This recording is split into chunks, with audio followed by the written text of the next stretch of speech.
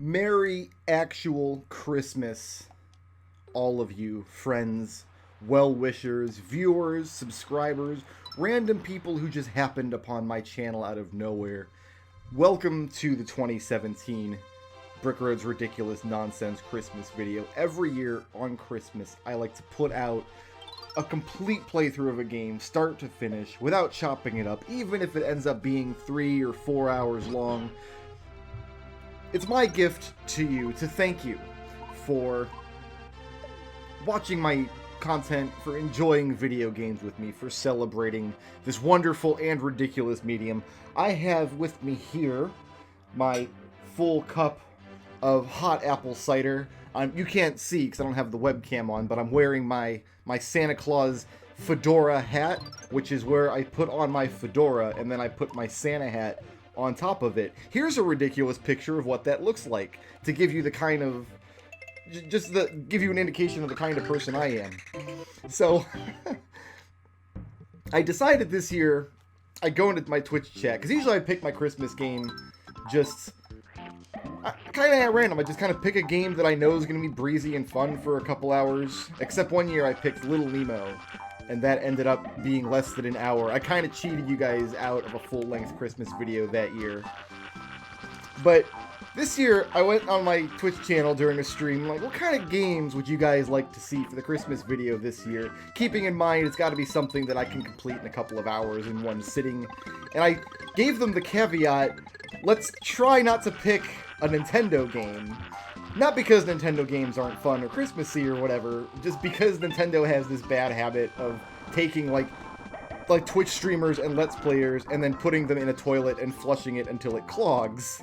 In fact, just today actually, just this morning, I checked my email and I found a copyright claim from Nintendo on one of my Super Smash Bros. Subspace Emissary videos. Which is hilarious to me because we recorded that series like 36 years ago. Like it was back in the 60s when we recorded that. So it's such an old video, but still Nintendo came along and like, we want your 8 cents for anybody who still wants. They're welcome to it. They can have it. Merry Christmas, Nintendo. Thank you for making such brilliant video games as Yoshi's Island. So here's the thing is, as much as we try, whenever we think in our head, what's just a fun, breezy video game to pick up and play for 3 or 4 hours, you cannot get away from Nintendo's stable of classic games. And Yoshi's Island is a game that I've kind of had on my Let's Play docket for a very long time, actually. It's been, I don't want to say in the making, because I've never actually seriously sat down, but I wanted to do a full 100% run of all the levels in Yoshi's Island. But that would require, like, I would have to do some serious test playing to make sure that I knew all the levels well enough. And at the time when I was first considering it, I usually didn't put that much work into my Let's Play series. Like, this was a period of time where I very rarely did. Oh, I missed my... Oh, I gotta go there. I see, I was way too high. There was a period of time, several years ago, when I barely ever did a test play for my YouTube series. I just sat down and recorded them. And so the idea of having to play all the way through Yoshi's Island, every single level of it, in order to basically get good enough at it to do a series that wouldn't just be hours and hours long and take forever to get through, was a little daunting, because this is kind of an extensive game. It's a nice breezy game if you're going to do it like I'm doing it today and just sit down and go through it and go beat all the levels and don't worry about score. But if you're going for the hundo, this is a game you're going to be at probably for a minute. I want to say it took me several weeks the first time I played this game back in 1995 when it came out. I want to say, yeah, several weeks it took me to get the full hundo, 100 points on every stage. So if you haven't played Yoshi's Island, what the hundo means is 30 stars, 20 coins, and 5 flowers hidden in every stage. And Yoshi's Island, it might be the earliest example I can think of like the traditional like platformer collectathon. You know what I mean? Like this might be the prototype for stuff like Donkey Kong 64 and Banjo-Kazooie and Spyro the Dinosaur and all that stuff Because unlike Super Mario World and other like platformers of the time, Yoshi's Island is all about exploring the levels to find hidden secrets. Like these kind of games that always had hidden secrets, like Super Mario World has hidden secrets, usually in the form of finding alternate level exits.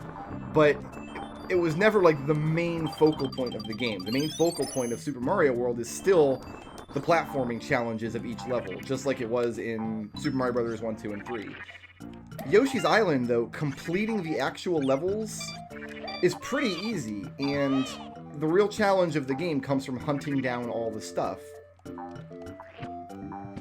I think the only exception to that rule, and it's not a good exception, would be like the Sonic the Hedgehog games, where you have these big sprawling levels you're supposed to speed through, but like there's hidden Chaos Emeralds in them that you need to find if you want to get the non-crappy ending. Yoshi's Island gives you a darling ending, whether or not you find all the little gubbins and trinkets. I do want that 1-up, though. I almost jumped into that Piranha Plant's face getting that 1-up. But that would have been okay, because it's Christmas. What is more Christmassy than jumping into the gaping maw of a hungry Piranha Plant? I ask you, is that not the spirit of the season in truth? Isn't that what Die Hard was about? So the other big thing about Yoshi's Island, literally big thing, as you're about to see when we get to the boss fight here, is this game has amazing boss fights. Like, it's one of the selling points of the game, in my opinion, is the gigantic and really inventive and creative and hilarious boss fights. At least for me, that was one of the big draws of the game. Because, I mean, keep in mind, like, even Super Mario World, yeah, you fought the Koopa Kids, but those, like, the boss fights weren't that tremendous. Then you had games like Donkey Kong Country around this time, which the boss fights are kind of creative and fun, but at the same time, they're really repetitive. Like, every boss in Donkey Kong Country is wait for the boss to do something 3 times and then hit him, you know, like that's basically it. This is one of the later games on the SNES, so like by this time the developers had a really good handle on what was and wasn't possible with the system. Like, they knew how to use all like the chips and the mip mapping, and I don't know what's inside of a video game console box. I assume magic. So that's... Oh, baby Mario, come back here. But usually towards the end of a console's life is when you'll see the most... Oh, did I not pick up the key? I thought I did. I thought I did. It's fine, though. There it is. We got it now. Go back down to sleep. Thank you. Yeah, towards the end of the console's life is when you get the most, like, extravagant examples of what the console's power is capable of. And that's where Yoshi's Island fits in. I should not have let that guy bashful me. What a jerk. So as you can see, we're just going to go through the levels of the game. I'm not going to sweat the score. I just want to kind of sit down and chill out with you guys in a very, like, one-directional way. Because I can talk to you, but of course you can't talk to me through this medium. If you want to talk to me, you've got to come by my Twitch channel and type something really annoying into my Twitch chat, so I'm forced to acknowledge your existence. That's what you'll have to do. But this is fun for me, too, just to kind of chill out with you guys on Christmas, get stomped by Bert the Bashful, who is an enormous circle man with pants? They're not really pants, they're just like... He's got just like a cloth bowl kind of covering up his nethers down there. But this game has larger-than-life bosses, and they get really intricate later on. Like, really, really creative boss fights. One of the big draws of the game, in my opinion. Because there's kind of 2 ways you can do boss fights in a 2D platformer. Like, you can do them like this, where you've got, like, a creative idea that's more of a gimmick than a real challenge, but it makes for, like, a nice spectacle, and it gets to show off some interesting things that the console can do. Or you can go for, like, a Megaman X style boss fight where you've got like a bunch of attacks you have to learn and dodge, kind of a watch and react, maybe a more traditional style of boss fight. And I think there's place in the video game landscape for both styles. I don't really have a preference one over the other.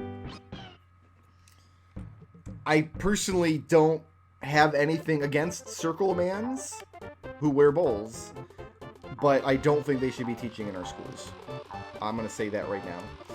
So, I'm trying to avoid getting those flowers down there, because every time you get a flower, you might have to play a bonus game, and the bonus games, you basically can't get anything but free lives, and I'm not gonna lose all my lives anyway. I've played this game so much. In fact, this game came out at a time in my life when I was just starting to have my own, like, disposable income. At the time, I didn't have, like, what you'd call a legal job, but I did work. My father was the property manager at our church, and I worked there for him sometimes, doing things like vacuuming the big auditorium or setting up chairs for a Bible study or something. And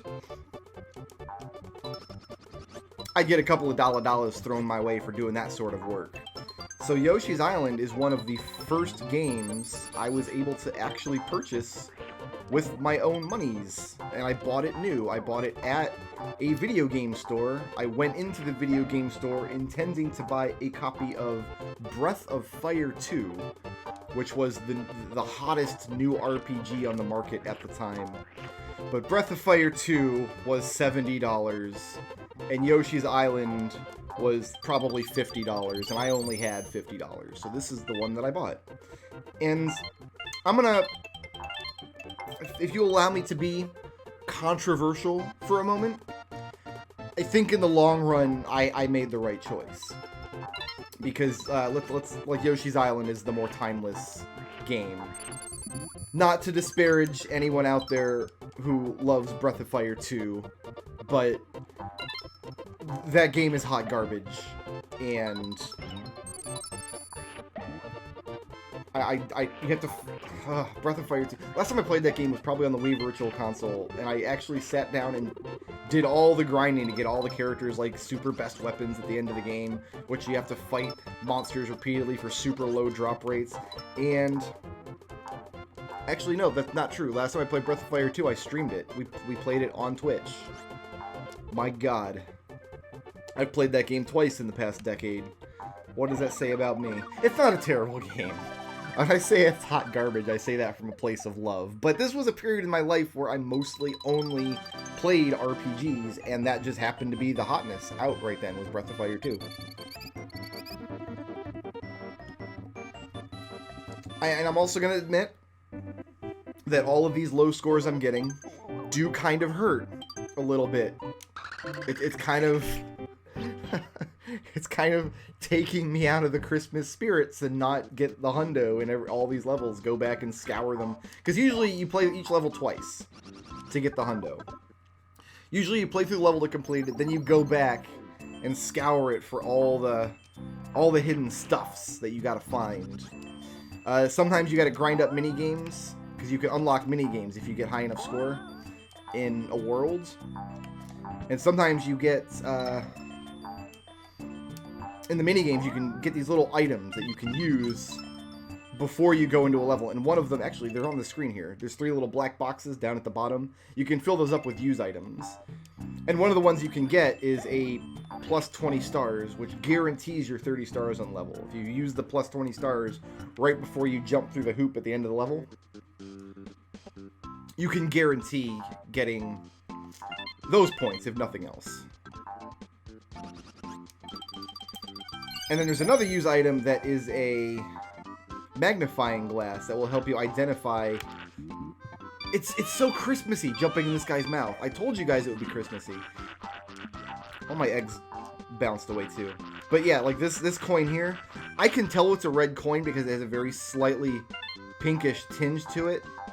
But if you don't figure that out, you can buy the magnifying glass that tells you which coins are red coins and which ones are not. But even then, getting all the red coins in some of the levels is a big, big hassle. Finding the flowers is almost always fun, though, because it's almost always just like an observation challenge. It's just always a matter of just looking in the right spots. Like, I could get that flower just by ricocheting an egg off the wall, but again, I don't want to accidentally play a bonus game. Don't need the one-ups, thanks. I always thought that they should add a Yoshi's Island tile set to... Can I go up there, please? No? There we go. A Yoshi's Island tile set to Super Mario Maker. Like, just the graphics set. Obviously, you wouldn't be able to have Yoshi's Island gameplay, but you can put in, like, some of the gimmicks and stuff in there, and it would be fun. And just having levels that look like Yoshi's Island but play like Mario World would probably still be fun.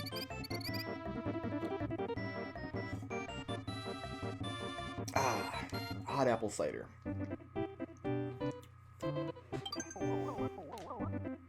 So as soon as I'm done recording this video, I'm actually very, very late doing my Christmas video this year, much later than I usually am. I've been having computer issues on my main work computer, so I'm having to actually process this video on my streaming computer, which is incredibly not ideal for me for a bunch of boring, tedious reasons that we need not get into, but I was thinking I would hold off until I got the work computer repaired to be able to sit down and record this and then process it, but that's not how it panned out. So it's actually December 21st. Is it the 21st or the 22nd? It's the 20-something is when I'm sitting down to record this. And as soon as I'm done recording this, I've got to start my... Oh, I touched it fuzzy, now I'm getting dizzy. That's also less than ideal. But humorous for you, I'm sure, to watch the silly strobe effects on the screen here. And I think at the end of my acid trip right there, like, I can't be sure, but it feels like I crashed into a Shy Guy and got a 1-up. So that's cool. But yeah, as soon as I'm done recording this, and I set it to process, I need to sit down and start working on my top 5 of 2017 video games list. And I think it's late enough in the year now that I'm not going to play any more games that came out in 2017. I think the only game that was released this year that I still might play before December 31st might be Okami HD, which one of my Twitch viewers very generously gifted me. Thank you very much. Now I have it in the library, and I'm looking forward to playing it. I might play it before New Year's. I don't know, but I don't know. I kind of feel like it's a re-release. You know, it's not actually a 2017 game. It's I don't know. When did that friggin' game come out? I don't even know. Oh, I shouldn't have went up there and got that flower. But yeah, it would kind of be cheating to say that's a 2017 game. And there's another game that's not on my 2017 list for the same reason. Final Fantasy XII, The Zodiac Age, came out this year. Easily one of my 5 favorite games this year. Would have been on my top 5 lists. Except it's not really a 2017 game. It's a 2006 game. You know what I mean? It's just, like, maybe that... I don't know. To me, it feels like I shouldn't put a 2006 release on my 2017 list, you know? Like, to me, that feels wrong. But I don't know, maybe I'm being too stringent, because the game is different enough. Oh, I gotta flip that one around. We can do that up here. Look what I did. There's some puzzle elements in this game. So, I mean, the video's gonna be out sometime this week, but I kind of feel like talking about the list because it's got some stuff on it that I think will surprise some people, and it's missing some stuff that I also think will surprise some people. And I'm not gonna do like the full breakdown in that video of all my thoughts. I'm just gonna do like a quickie, just fun little, maybe 12-minute video, because also the video is going to go into some games from 2016 that I didn't play until this year, but I kind of feel like I want to go into detail a little bit. So, if you don't want to know what my 2017 top 5 list is until the video comes out, I don't know what timestamp you should click ahead to. I honestly don't. There'll be numbers on screen right now telling you where to click ahead to in the video. I'm sorry I can't make it an annotation. YouTube doesn't let me put on annotations anymore because I don't know why. They didn't explain it to me in very good terms. But yeah, you can skip ahead to whatever numbers are on the screen right now if you don't want to know what the list is. Or if you're watching this long after Christmas Day 2017, if we're on into 2018 or 2026 and the robots have taken over by now, feel free to just scroll down into the description and my top 5 list link will be down there and you can go watch it once you're done with this video. So, I only played 11 new games this year, not counting, there's 2 games that I played this year that I'm not counting for various reasons. So one of those is Final Fantasy XII, like I mentioned, because it's not really a 2017 release. Game came out in 2006, and what came out this year was an HD re-release of it with some like remixed gameplay to it. And the other game that I played this year that I'm not including on my top 5 list is What Remains of Edith Finch, because it's not a video game. And right, that's going to make some people mad, but it's Christmas. I don't care if you're mad. You're supposed to be mad on Christmas. You're supposed to get drunk and say something controversial to your weird uncle. I hope you guys think of me as your weird uncle. That would make me tremendously happy. But I'm going to go into my reasons about those 2 games, which I think are awesome, and you should absolutely buy them right now. And you can see those in the video. So those are 2 2017 releases that aren't on the list. Okay, so there are 2 games that I played this year that everybody is probably expecting to see on the list. I mean, everybody outside of my Twitch viewers, because my Twitch viewers will know what 2 games I'm about to talk about in brief. And those are Hollow Knight and The Legend of Zelda Breath of the Wild. Both games that I played this year, that came out this year, that I didn't hate them. I liked both of them a lot, but I also didn't like them a lot, if that makes sense. Like, there was... Like, with Zelda, it was more about... There was such disappointing gameplay in the shrines, and that's most of what the game is finding shrines and completing them, and I thought the shrines were terrible. There's a lot about that game I love, but I can't really put a game on my top 5 list if there's a lot of stuff in it that I hated, when there are 5 other games which didn't have stuff that I hate, you know what I mean? So, the average of Zelda, the stuff that I loved versus the stuff that I hated, it kind of averages out to just being a mediocre game. And then Hollow Knight, man, what a great, like, 7 or 8 hour Metroidvania title that was. Absolutely stellar. Great play control, really inventive bosses, great art design, a really killer soundtrack. As a 7 or 8 hour game, fantastic. Unfortunately, I put 30 hours into that game, and I looked it up on the wiki, and I wasn't close to the end. I still had so much left to do, and the game just wore me down, and it became very, very not fun. So, Hollow Knight, also a game that I really liked, but I also really didn't like. So, those 2 games are not on my top 5 list, although if you like open world games, or if you like... Okay, we're in the hole. We just have to accept it. You just have to move forward. Always forward, never back. Just go down in the hole, and it'll all just be over quickly. So yeah, don't take this as a Brickroad hates Zelda and Hollow Knight, he's a jerk. Like, if you think you're into those kind of games, I would give them a look. Hollow Knight will probably go on Steam sale at some point. You'll be able to grab it for like $7 or $10 if you wait a while. Nintendo games never go on sale ever, so you'll probably be paying full price for Breath of the Wild 5 years from now, but I think pretty much at this point everybody who was going to play and enjoy Breath of the Wild has done so. So those are 2 more games that are not going to be on the list. So my number 5 game, which I actually played kind of recently, only in the past couple of weeks, is a fun little breezy game called West of Loathing. And West of Loathing is like a spiritual successor to a browser-based MMO RPG strangeness. Like, I don't even know if it fits in a genre.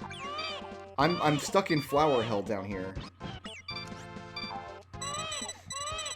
But I don't know what kind of game I would even call West of Loathing. It's like, it's an RPG for sure, but it's unlike any other RPG I've played. Like, it's got, what's going on with this thing?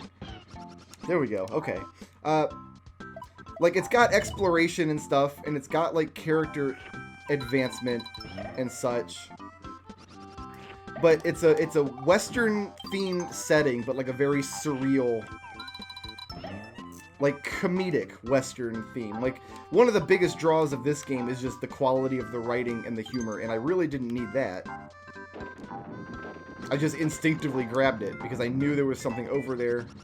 I need to go on top of those, didn't I? No, we're fine. We'll just not get this one. That'll make up for the other one that we did get, and we shouldn't have.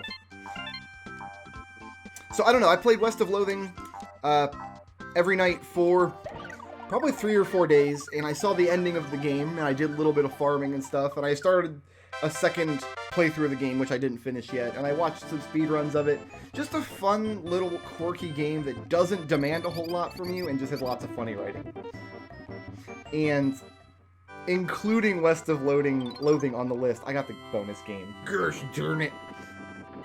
But not Zelda. Like, I can already feel the fanboys seething.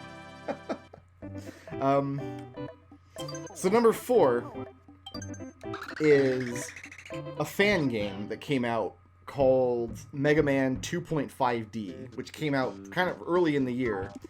And it's a Megaman game with kind of a 2.5D graphic style, which means that, like, the floors have depth. It still has, like, all the Mega Man sprites. Like, I think they just used straight up Mega Man sprites. They didn't have to redraw anything. But it's got this really cool graphical style where you can kind of move around corners and shoot around corners and stuff. And just really solid level design. It's just a good Mega Man game. That's enough to make it on my top 5 list. That's really all it takes. The third best game I played this year, and is a game that I'm told by Zelda fanboys is terrible. And I know this because while I was streaming it, Zelda fanboys came into my channel to tell me it was terrible. So I know for a fact the game is terrible. But, I mean, I still liked it. So I guess I liked a terrible game. That's too bad. Is Horizon Zero Dawn. This is a game where you play a redheaded cave woman, and you kill robot dinosaurs with a bow and a spear and other stuff. It's an open world game, and I'm usually not big on open world games, but this one captivated me. It had a much better story than I usually expect out of these kind of games. I think it's a PS4 exclusive, which isn't great.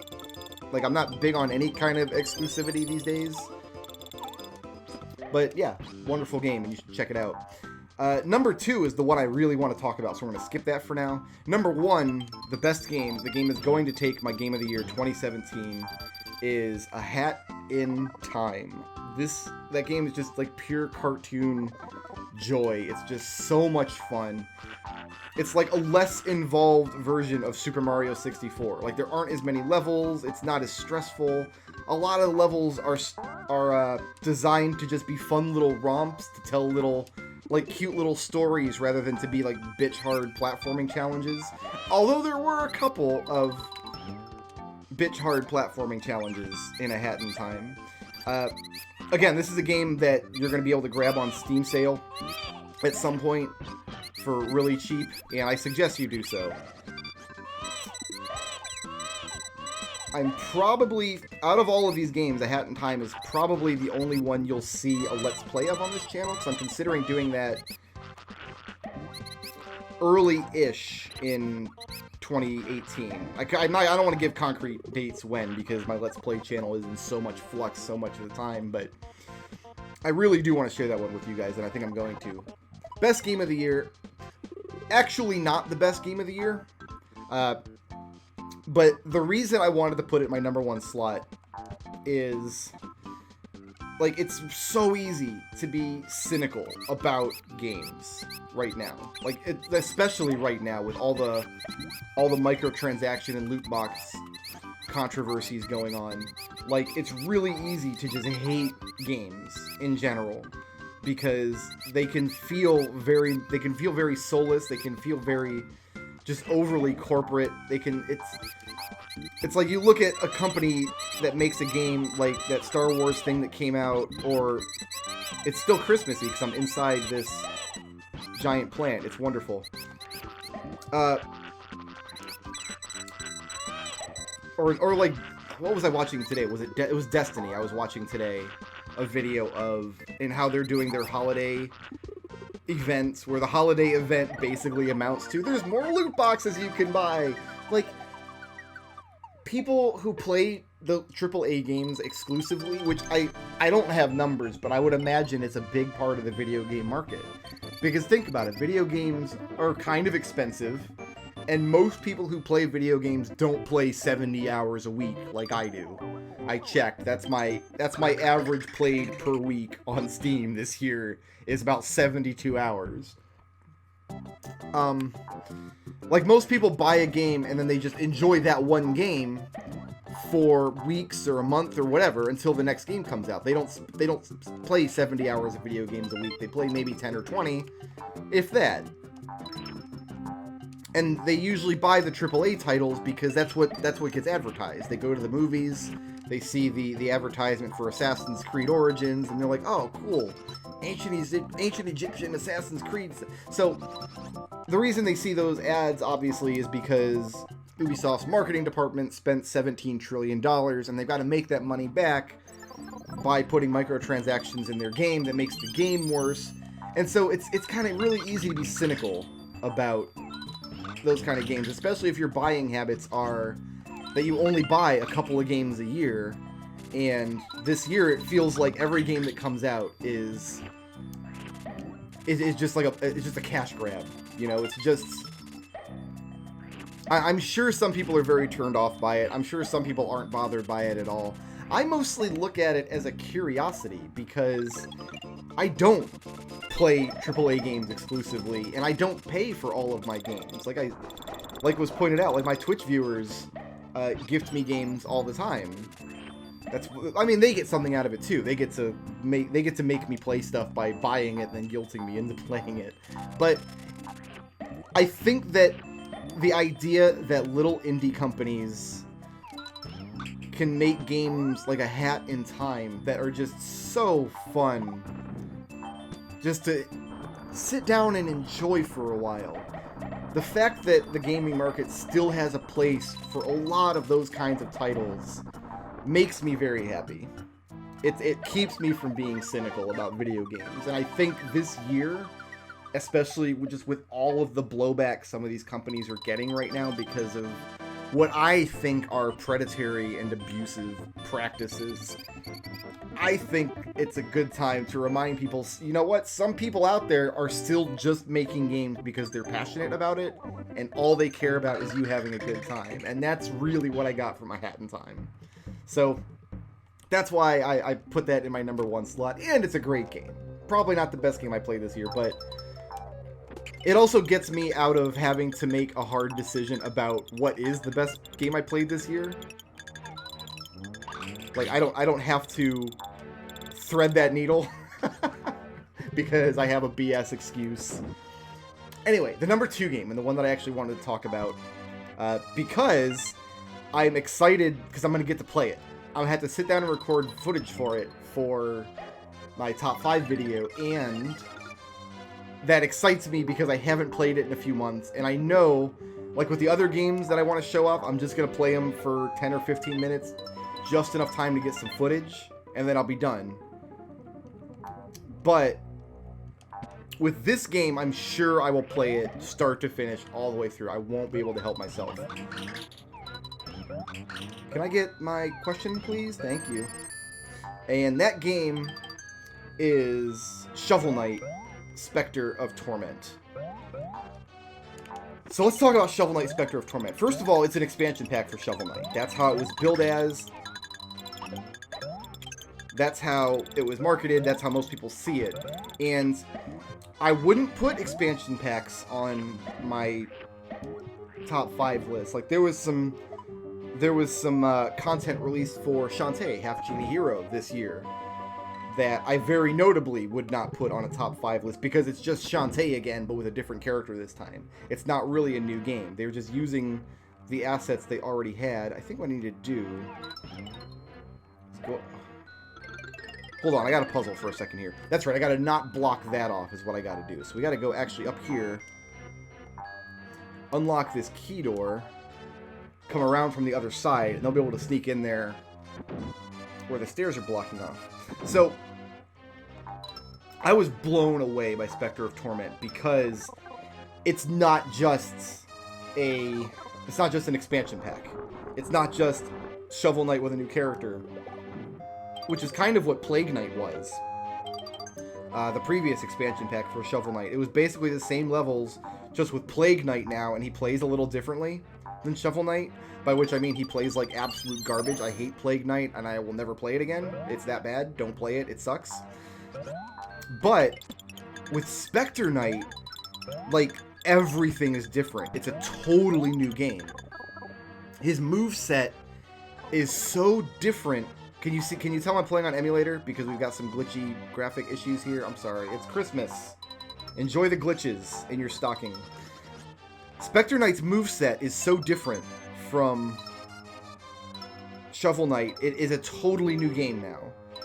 And I don't think I've played a 2D platformer with a moveset that unique. Because you think of a 2D platformer, you're thinking in terms of, like, you know, running, jumping, shooting, or swinging a sword, or whatever. You know, platforming. You know, fighting some monsters, finding some hidden widgets. But once in a while, a platformer comes along that has just a very unique central mechanic to it that really changes everything about, like, how you approach the game. You kind of have to relearn how platformers work a little bit. Spectre Knight did that for me. And I can't really think of another platformer that has, to this degree, since Bionic Commando on NES. Like, that's how far back I've got to go to think of another 2D platformer that said, you can't approach this like a standard platformer, you got to relearn everything. So, Spectre of Torment, the Shovel Knight expansion. And we still have one more expansion to go in Shovel Knight. We still have King Knight, I think, is the last one. Alright, turn around, buddy. There you go, enjoy that. Here, you want another one? I got eggs for days. Better change sides now. Come on back, son. So yeah, that's my top 5 for 2017, in case you don't want to wait for the list. And welcome back to those of you who didn't want to know the list yet, and you skipped ahead to the timestamp or whatever. I'm sorry there wasn't an annotation for you. Like I said, YouTube took those away from me this year. Made my job a little bit harder. Actually, it turned out to make my job a little bit easier, because used to be, when I had annotations, the end of my YouTube video, I used annotation links, like the next video in the series, or like my subscribe button or whatever, and put those at the end of the video. YouTube rolled out what they call end screens, which are basically just a YouTube codified version of the work I was doing, making like little video snippets and putting them in and then putting annotation boxes around them. At first, I didn't like this idea because I thought the end screens were ugly, and I wasn't going to be able to do custom little video snippets anymore. But it turns out, actually, that I'm actually kind of, now that I'm used to them, I guess, now that they're not just different and new and weird, I actually kind of dig what the end screens look like, and they do cut down my workload. They're a little easier to work with because, first of all, I don't have to make individual video snippets for every series I do anymore. Can I just kill you? Yeah. Get wrecked, nerd! So that's a big load off. That's a lot less work for me right there. But also, it lets me save a template for a video. Instead of having to go in and manually add in all of the annotations and where they go, I just have one template per series that has all the links that I need, and it's really easy to edit. So actually, YouTube ended up cutting down on my workload. I still wish we had annotations, though. And don't fall in the hole. Do you guys like my song about not falling in that hole? Anyway, one of the things I want to start doing, and it's just a matter of finding the time to do the work, having the discipline to sit down and do the work, is I want to start doing more like long-form, scripted, analytical videos about video games. When I watch YouTube these days, some of my favorite videos are people who just sit down with a game and do a full-on, in-depth analysis of it. And sometimes these videos stretch out to be several hours long. And there are a lot of games and a lot of subjects I think I can do that treatment for, and I started working on one, and I put a lot of work and time into it. I was doing a video about Metal Gear. I want your stars, thank you. It's a video that I've been threatening to make for a very long time, actually. It's all about Ocelot in Metal Gear Solid. The story about Ocelot's talking arm. So if you don't know, I'm gonna teal deer it for you. In Metal Gear Solid 2, they brought back a villain named Revolver Ocelot. He got his arm cut off in Metal Gear Solid 1, and when he comes back in Metal Gear Solid 2, he has a new arm. And then the arm starts talking. Like, it's the spirit of a dead villain from Metal Gear Solid who's inhabiting his arm. And the arm is held up by critics of the Metal Gear series as, like, an example of dumb and overly complicated storytelling. And they're not wrong, because it absolutely is that. But what I wanted to do with this video is, one of the other criticisms of the Metal Gear Solid games is that there's all these plot holes, and like nothing makes any sense, and everything, like nothing fits together properly. We need to go down below that flower, I think, and throw an egg upwards. Yeah, from here. Oh, they actually marked it for me. Yeah, we could have done that earlier. And that's why you do a test play, kids. Get up there! Aw. Okay, anyway. Yeah, Metal Gear has too many plot holes. The story's just convoluted for the sake of being convoluted. Kojima doesn't know what he's doing. And I think those are unfounded criticisms. Metal Gear Solid as a series has 0 plot holes because the writer of the series, Hideo Kojima, was fanatical about ensuring the game, like every single plot thread, every single story element, every weird character thing, everything has an exhaustive explanation that fits the canon of the series and doesn't contradict anything else. And the whole Ocelot's arm thing is such a great example of how he had to twist the canon into bizarre, weird pretzel shapes to keep from contradicting some previous game. Like, the leaps of logic that he had to make while writing to make sure the arm thing fits. Not only with previously established canon from 3 previous Metal Gear games, but also to make it fit the story in future games, in sequels to Metal Gear Solid 2.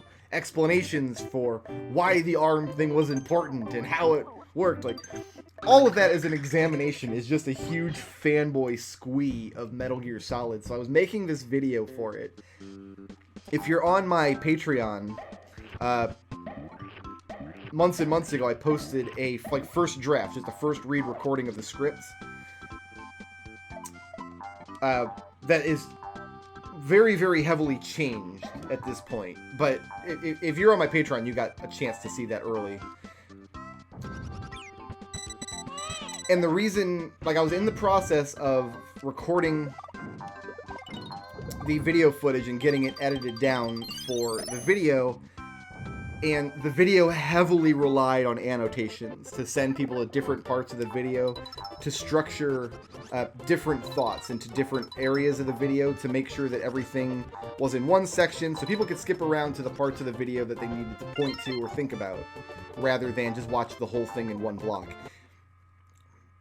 So I had little, like, video snippets, and I had, like, in the scripts, like, the whole video was structured around having these, and then YouTube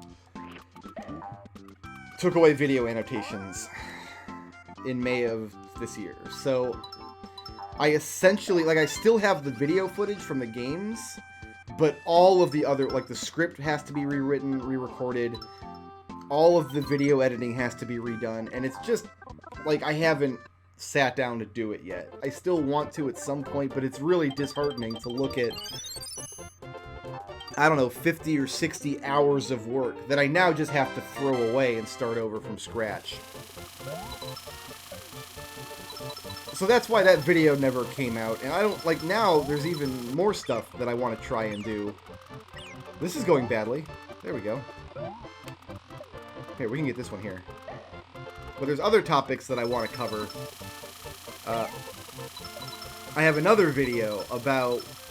I mentioned What Remains of Edith Finch earlier. I've got another video about my thoughts of that and why I don't consider Edith Finch and other things like it to be video games. But I ended up scrapping that because it's such a controversial topic. Like, just mentioning it makes people mad. And I don't know that it's in my best interest to have a video on my channel that's gonna make a lot of people mad. I already made a bunch of people mad this year over some Metroid nonsense on Twitter. I got involved in a little bit of Twitter drama, and I don't like making people mad. So that video I probably won't ever make either. But I still have one idea for an Edith Finch video that I might make. I don't know. But I want to do more videos like that. It's just the amount of work in them is enormous compared to my already full schedule of making YouTube content and keeping up Twitch streams and doing side work. So it's not really a matter of having more free time. It's actually a matter of just being disciplined enough to do it, and that's really the sticking point. My goodness. If you guys have never worked for yourselves, if you've never like worked from home before, it's incredibly difficult. The hardest part of it is being in a physical space psychologically does a lot to prepare your mind and your body for doing particular actions. You know what I mean? Like, when I used to have to go to work and go into an office, like, it was easy to buckle down and be disciplined and get all my tasks done because I'm in the office. There's not much else for me to do anyway, so I might as well do my work. But now I work in the room that has all of my games and movies and Netflix and D&D books, and I don't have to have an alarm clock, and there's distractions everywhere, my dog and the mailman and my wife and everything else. Oh, I gotta get a key. It's a much, much different experience, and even after doing it for a few years, actually I'd probably go down here, right? No, it's got to be back here somewhere. We missed a key. We're going back.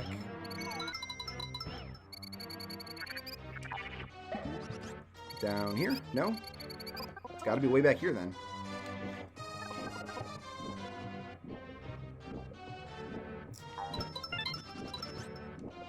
But right now, I'm putting together YouTube videos, doing Twitch streams, like that stuff's easy to fit in my schedule because I've been doing it for so long, and it's such comfortable work now.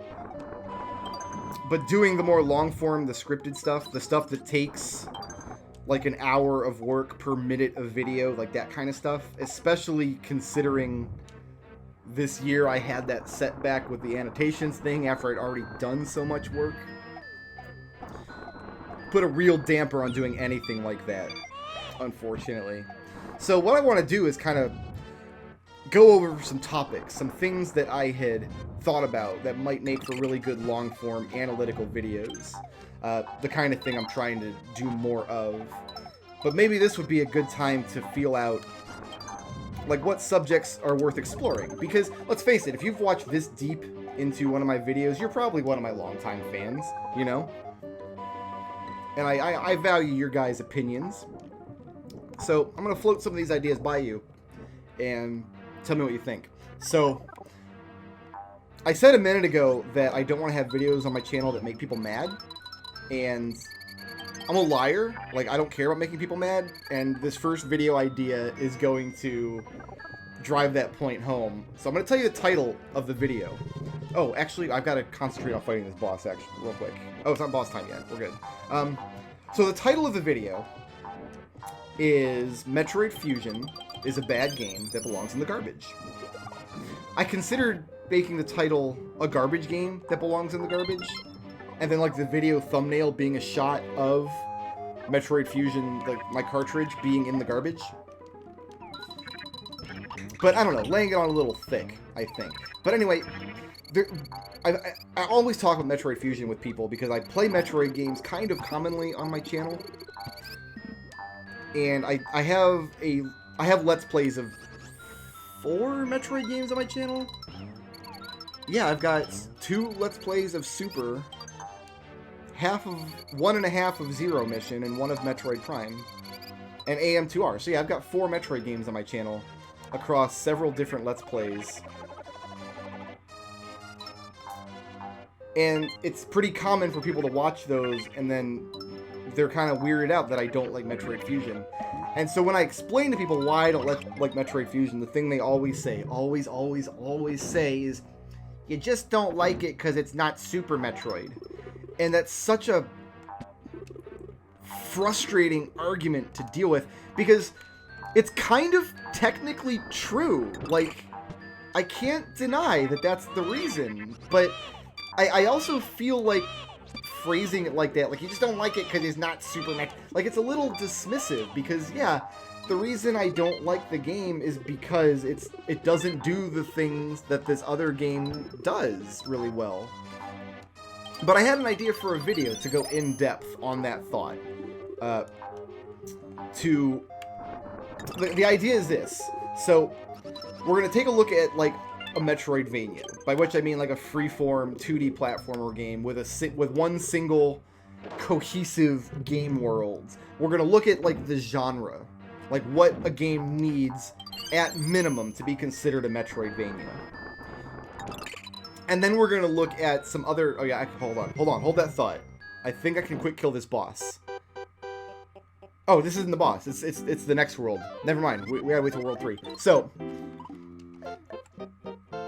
I was gonna look at 4 other, because I'm gonna take that argument. You just don't like it because it's not Super Metroid. I'm gonna look at 4 other Metroidvania games that I love that are also not Super Metroid. I was thinking of having a segment with. I was gonna have the video be like, so here's. Ooh, no, I don't want these fires. Get back in there, Yoshi. I was gonna say we're gonna look at 4 Metroidvanias that aren't Super Metroid that I love. I don't know if I can clear those early or what, but anyway. And I was going to leave one of them as a mystery game to be revealed later. And the first 3 were going to be Axiom Verge. Wait, was it going to be Axiom Verge? Maybe it wasn't. It was going to be Guacamelee, Ori and the Blind Forest, Risky's Revenge, Shantae Risky's Revenge, and then a mystery game to be revealed later in the video. And I was going to look at what those, because none of those games are Super Metroid. Guacamelee is not Super Metroid. Ori and the Blind Forest is not Super Metroid. Risky's Revenge is not Super Metroid. Axiom Verge is kind of Super Metroid, which is, I think, why I wanted to leave it out of the video. But look at the things those games bring to the table that Super Metroid doesn't have. Why those games shine, even though they're not Super Metroid, which is apparently the only reason I don't like Metroid Fusion. And then once I beat that into the ground, I was going to reveal the 4th mystery game, which was of course going to be Metroid Zero Mission, another game that I absolutely adore, but it's not Super Metroid. And so what was going to come down to was that these games, it's not that they're Super Metroid or not, it's not that they all do the same thing that Super Metroid does, it's that you have this core of gaming ideas, concepts, and gameplay styles and gimmickry, things you expect of a 2D freeform platformer like that. And that all of these games take that core and build on it in a unique way, including Super Metroid. Because Super Metroid does stuff with that core idea that none of the other games I mentioned did. And the fault with Metroid Fusion is, because it doesn't do anything that Super Metroid does, or that, you know, Guacamelee does, or Ori does, or whatever, the idea was that when you take Metroid Fusion and subtract, or I'm sorry, when you take Super Metroid and subtract all the things that make it special, you're left with just nothing. And that's the problem with Fusion. It's not that it's not Super Metroid, it's that it doesn't replace the stuff. It doesn't replace the Super Metroid stuff with anything useful. There's nothing to recommend it outside of it's a Metroid sequel. I don't think I was going to change any hearts or minds with this video, but mostly I think it would be just a fun examination of some other Metroidvanias that are very different from Super Metroid, but still succeed, in my opinion, where Metroid Fusion utterly fails because, going back to the title of the video, it's a garbage game that belongs in the garbage. Also, I checked. I actually don't have a copy of Metroid Fusion anymore. I don't know what happened to it. I had a copy at one point. I have no idea what I did with it, so I couldn't even do a hilarious, like, YouTube thumbnail of my copy of Metroid Fusion in the actual garbage with banana peels and coffee grounds and stuff. We don't actually have coffee grounds because we have a Keurig, but, like, you know, a big pile of maybe empty K-cups. Like, I was thinking just for that video thumbnail, it'd be funny to buy a pack of diapers and, like, smear chocolate inside of one and make people think it was poop. That's how much I despise Metroid Fusion. But I think that would be an interesting idea for a video because it wouldn't just be like a hateful rant on why Fusion is terrible. Like, I would actually have to justify my thoughts on the game a little bit. So that was one idea that I was going to have. Mainly because I played Metroid Fusion last year. We did a long stream where I played all four... I say all four, there's been more than four, obviously, but all four of, like, the 16-bit Metroid platformers. We played through Super, and we played through Zero Mission, and we played AM2R, and then we played Fusion at the end. And Fusion is a garbage game that belongs in the garbage, but... So, another idea that I had was... It was going to be about the idea of, like, a video game-imposed Stockholm Syndrome. I'm sorry, guys. I gotta turn on my fan. It's friggin' hot in here. I live in Florida, and it's 75 degrees outside, and my AC was not turned all the way on, and my fan is not on full blast. Now it is. Now I'm gonna take the hat off, too, I think. We're gonna go ahead and just set that aside. Okay. So, okay, so there's a concept, and stick with me here, because I'm not sure if this is something that only I've experienced, or if it's something that games can actually do. But I looked around, it doesn't seem to be an observation anybody else has made yet. So one of the games I played on Twitch stream this year is just a fun-loving little RPG called Final Fantasy X-2, which, like... This might be the only game I can think of where... Yeah, move it. Move it, bunghole. There you go. It might be the only game that I can think of that I can't describe what the game actually is without making it sound horrifying to at least some of the people who would enjoy playing it, but just hearing it, even if you're the kind of person who likes JRPGs in general. So the game is basically this cotton candy J-pop nightmare about three of the girls from Final Fantasy X teaming up in this Charlie's Angel style fever dream where the basic game mechanic, like in combat, is playing dress up. So you've got these like Sailor Moon style transformation sequences. It's like I'm describing it and you're thinking, if you're not aware of this game's existence, you're thinking, my god, this sounds horrible. And it kind of is in a lot of ways. I think, like, especially now, since like gender politics is such a big deal in video games, that really wasn't back when the game came out. Like, back then you could make a game like Final Fantasy X-2, this cheesecake, scantily clad anime game, and not even turn ahead. Like, nobody cared that much. Nowadays, when games come out like that, it's like a big scandal. It's like, look at the box art for the new... Is it Sengen Kagura is the ninja games where, like, the box art always has, like, the big breasts on the cover. Like, X-2 would not float in today's video game culture. And I kind of know that because they revisited the idea for... Oh, I got a match here. You know what? I don't have to match. I don't need any of this. I'm just going to fail. I'm going to fail on purpose. Fail. On purpose. Lay down, Yoshi.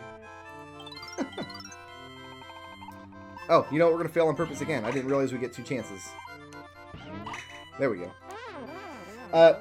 So anyway, I love Final Fantasy X too. I think it's a great game, and it's really fun to play. You've really gotta like buy into it. Like you've really gotta grit your teeth for a little while if you're not the kind of person who like the cheesecake J-pop style stuff is. If it's not your jam, you really do have to kind of grit your teeth.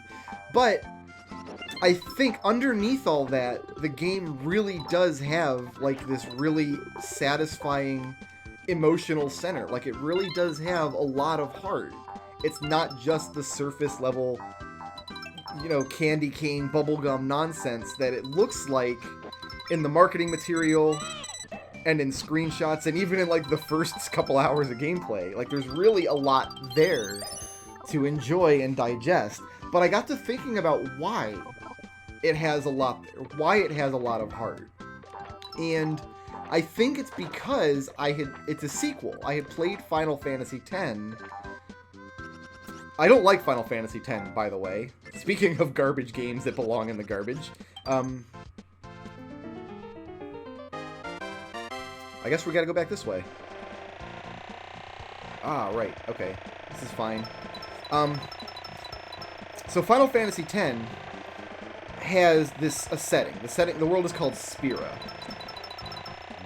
And it has this setting entirely designed around this cycle of death, where this giant sea monster is born and destroys the world, and then a hero called the Summoner has to go do magic, silly Harry Potter ritual to bind the monster, but in doing so, the Summoner dies. Like, it's a sacrifice. So the entire theme of the game is this cycle of death. And not even death and rebirth, just death. Because the monster can never be killed. The monster's always reborn, but the monster is destruction incarnate, you know? Like, the monster... there's nothing... No, get that, please. Ah, thank you.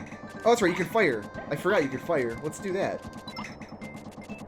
Haha! This is why I want Yoshi's Island graphics in Mario Maker, just to have the derpy-ass cheeps that we have in this underwater section. Look at those guys! A derp derp!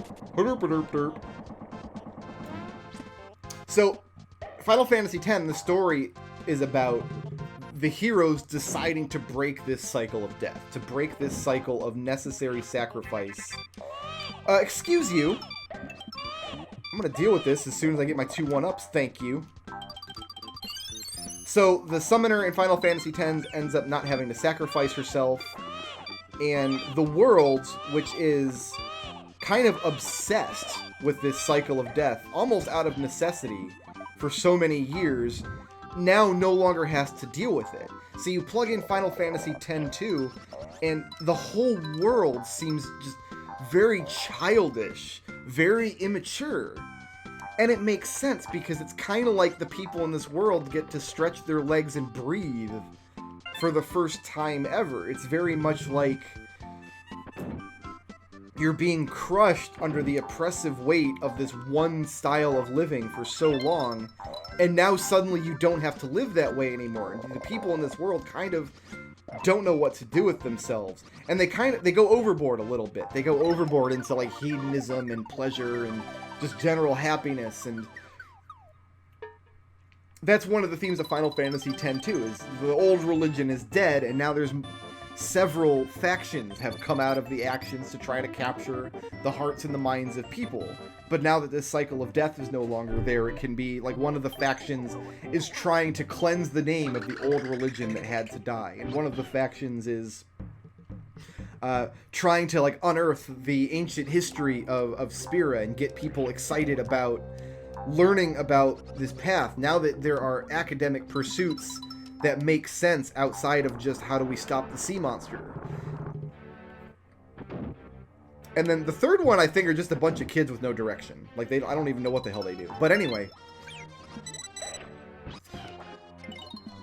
one of the reasons this game, that Final Fantasy X-2 affected me so much, is because that shift in tone from this just heavy and wearying cycle of death to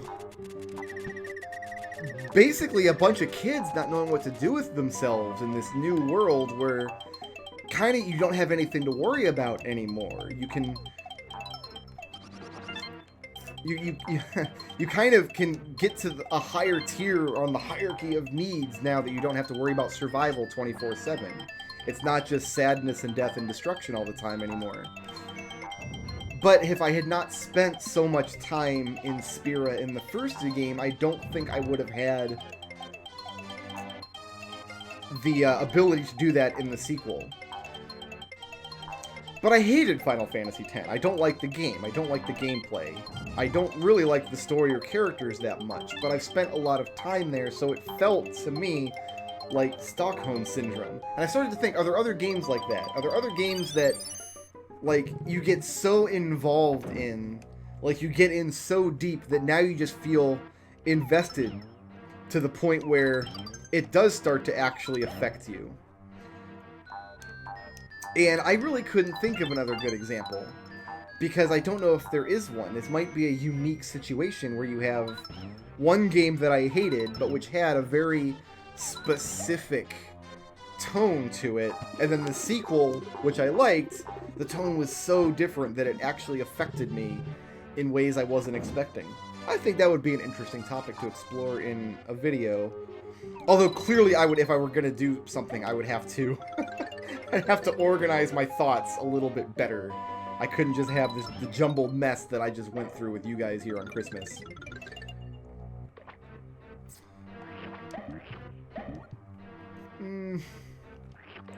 I almost instinctively shot this flower without remembering that I didn't want that flower. So, another video. This is what I was thinking of recently, because I played Breath of the Wild, as I mentioned, and it had a lot of problems, which really, really irritated. I got a big-ass blog post on this. You can...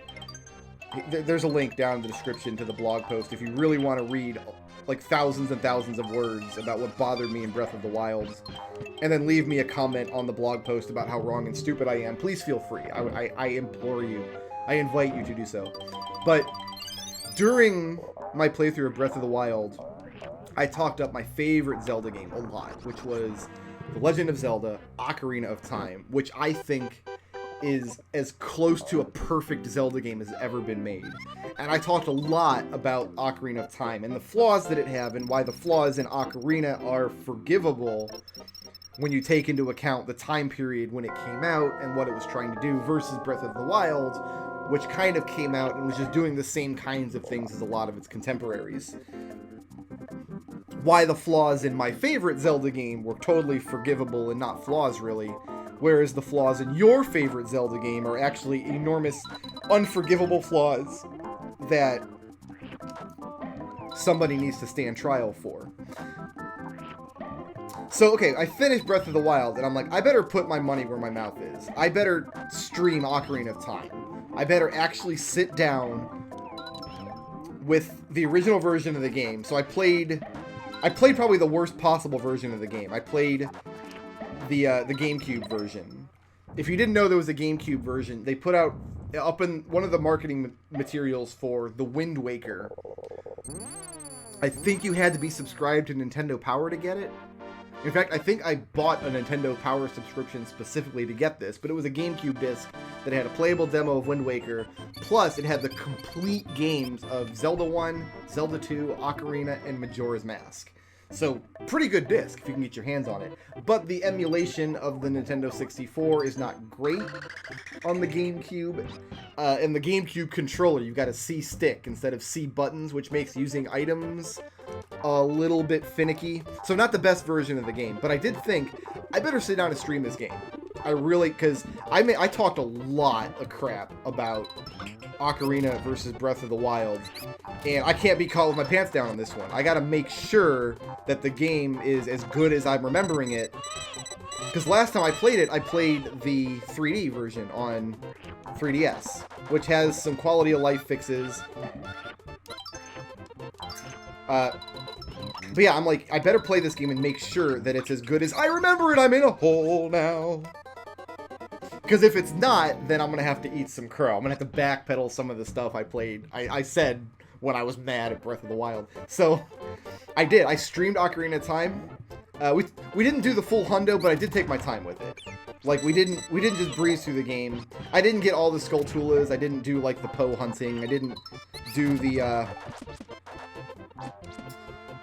like, the optional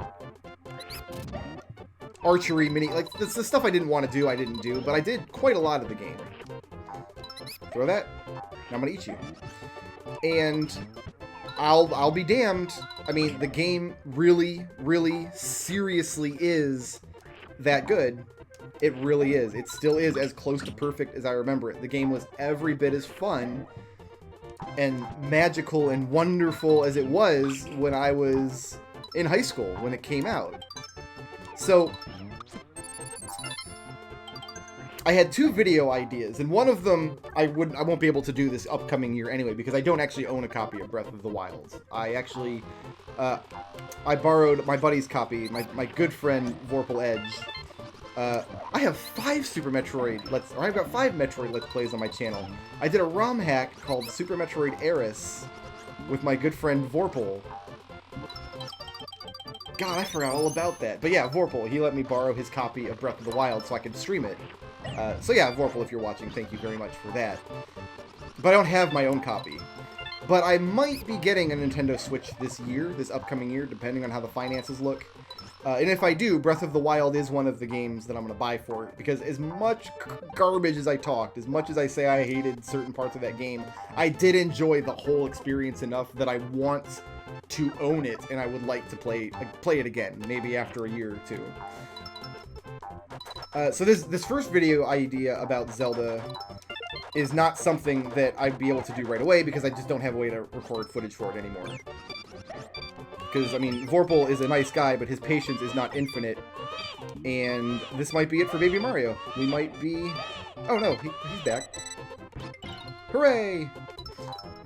Yeah, his patience is not infinite, and I don't think he would let me borrow one of his games for just 2 whole months, while...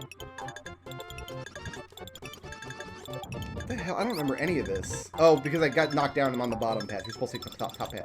Yeah, I don't think he'd let me borrow his game for like 2 or 3 straight months just to make a video out of it. But my biggest problem with Breath of the Wild was the shrines. I thought the shrines were terrible. I thought they were not only were the shrines bad from a gameplay perspective, like they just weren't captivating, they just didn't do anything for me, but the shrines are basically the game's replacement for dungeons, which is my favorite part of every Zelda game, is solving the dungeons. So it was like a double whammy for me, because A, the shrines were bad, and B, the bad shrines were supposed to be a stand-in for my favorite part of the game, which was absent. So, one thing that's happened already that I knew was going to happen while I was playing the game and complaining about these shrines, I did 81 of the shrines in the game. There were 120, I did 81 of them. And I was saying kind of jokingly at the time, like, I should probably buckle down and do all 120 shrines, because you know, one stream from now, I'm going to be playing some other Zelda game and mention the shrines offhand and how I didn't like them, and some Weisenheimer is going to be like, how do you know they're all bad if you didn't play all 120 of them, Brickroad? You just didn't like the shrines because they're not Super Metroid. So, I'm thinking, like, maybe I should just preempt that argument right now by doing all of the shrines so I can't jump on him. You get more of a boost with your scrabbling move if you jump on a monster versus just, like, you get more, like this here.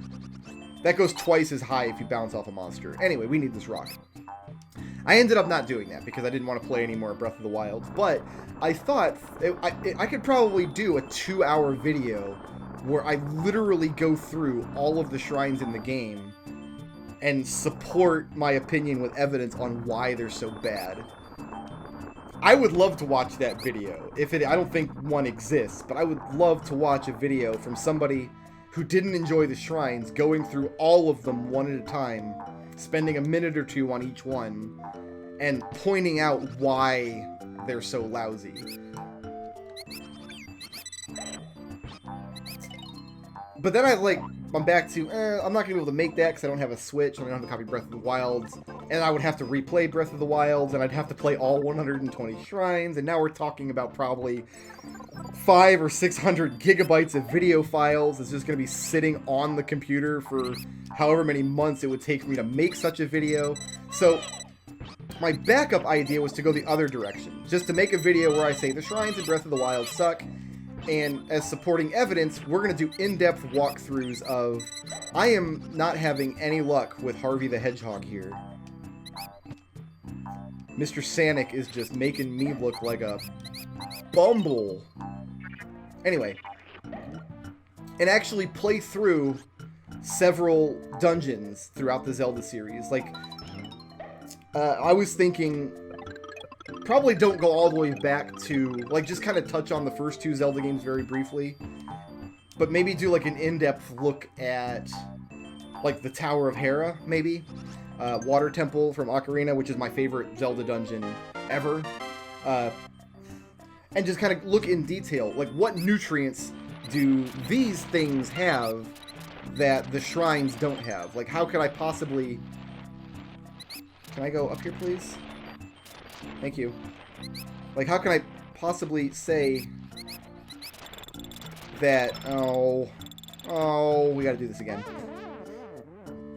How can I possibly say that the shrines aren't dungeons when they're, like, little standalone areas with puzzles, and that's all dungeons are? Well, take a look at some of the actual Zelda dungeons that I loved, and maybe even a couple that I didn't love. Like the Sky City from Twilight Princess, you know. But take a long analytical look. This is what these dungeons do that's really special, that nobody else does, and this is what Breath of the Wild lacks. Because at least then, I'm coming from it from the standpoint of, it's not going to be just like an angry video. It's going to be, oh, Brickroad gets to talk at great length about something he loves a lot. So there were 2 ideas for a Zelda video that I was thinking about recently. Coming off my playthroughs of Breath of the Wild and... Ocarina of Time.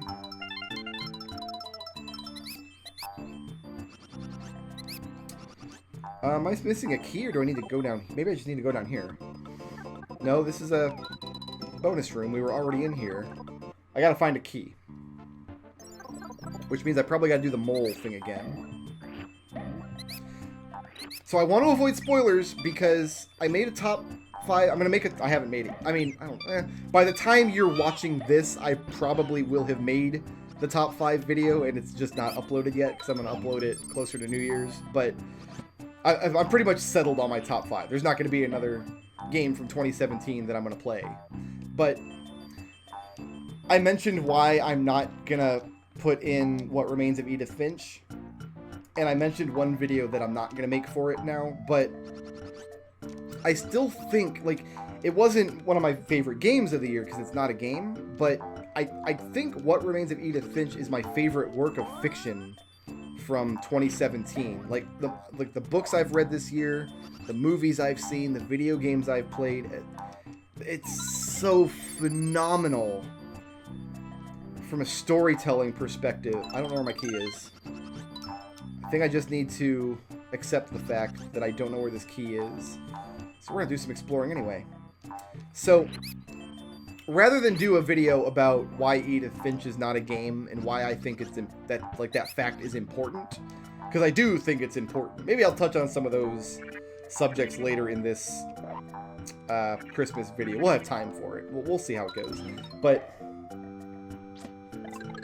the game, like the story itself, is so worth talking about that I actually sat down.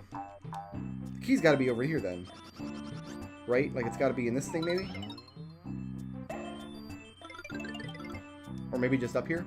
Like I actually sat down and wrote up a timeline of the events in Edith Finch, because it's a story that spans over a century, really, following various people in this family and their trials and tribulations and whatnot.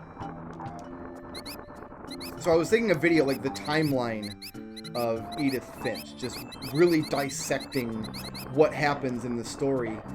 and why the story affected me so much, and like things I discovered about the story by actually looking at the timeline of events, things that weren't literally spelled out. I don't know where this key is. It's gotta be further back in the level. There are things in the story that aren't literally spelled out, little mysteries that they don't actually go into detail about, but when you sit down and look at the sequence of events, there's really only one way that those mysteries could have gone. And I love when stories do that. There's the key down there. Give me my egg back, fool. Thank you. Alright, it's up here. I found it. I love stories that do that. So many indie games, and indie, not a games, too. I mean, Edith Finch is what you call a walking simulator.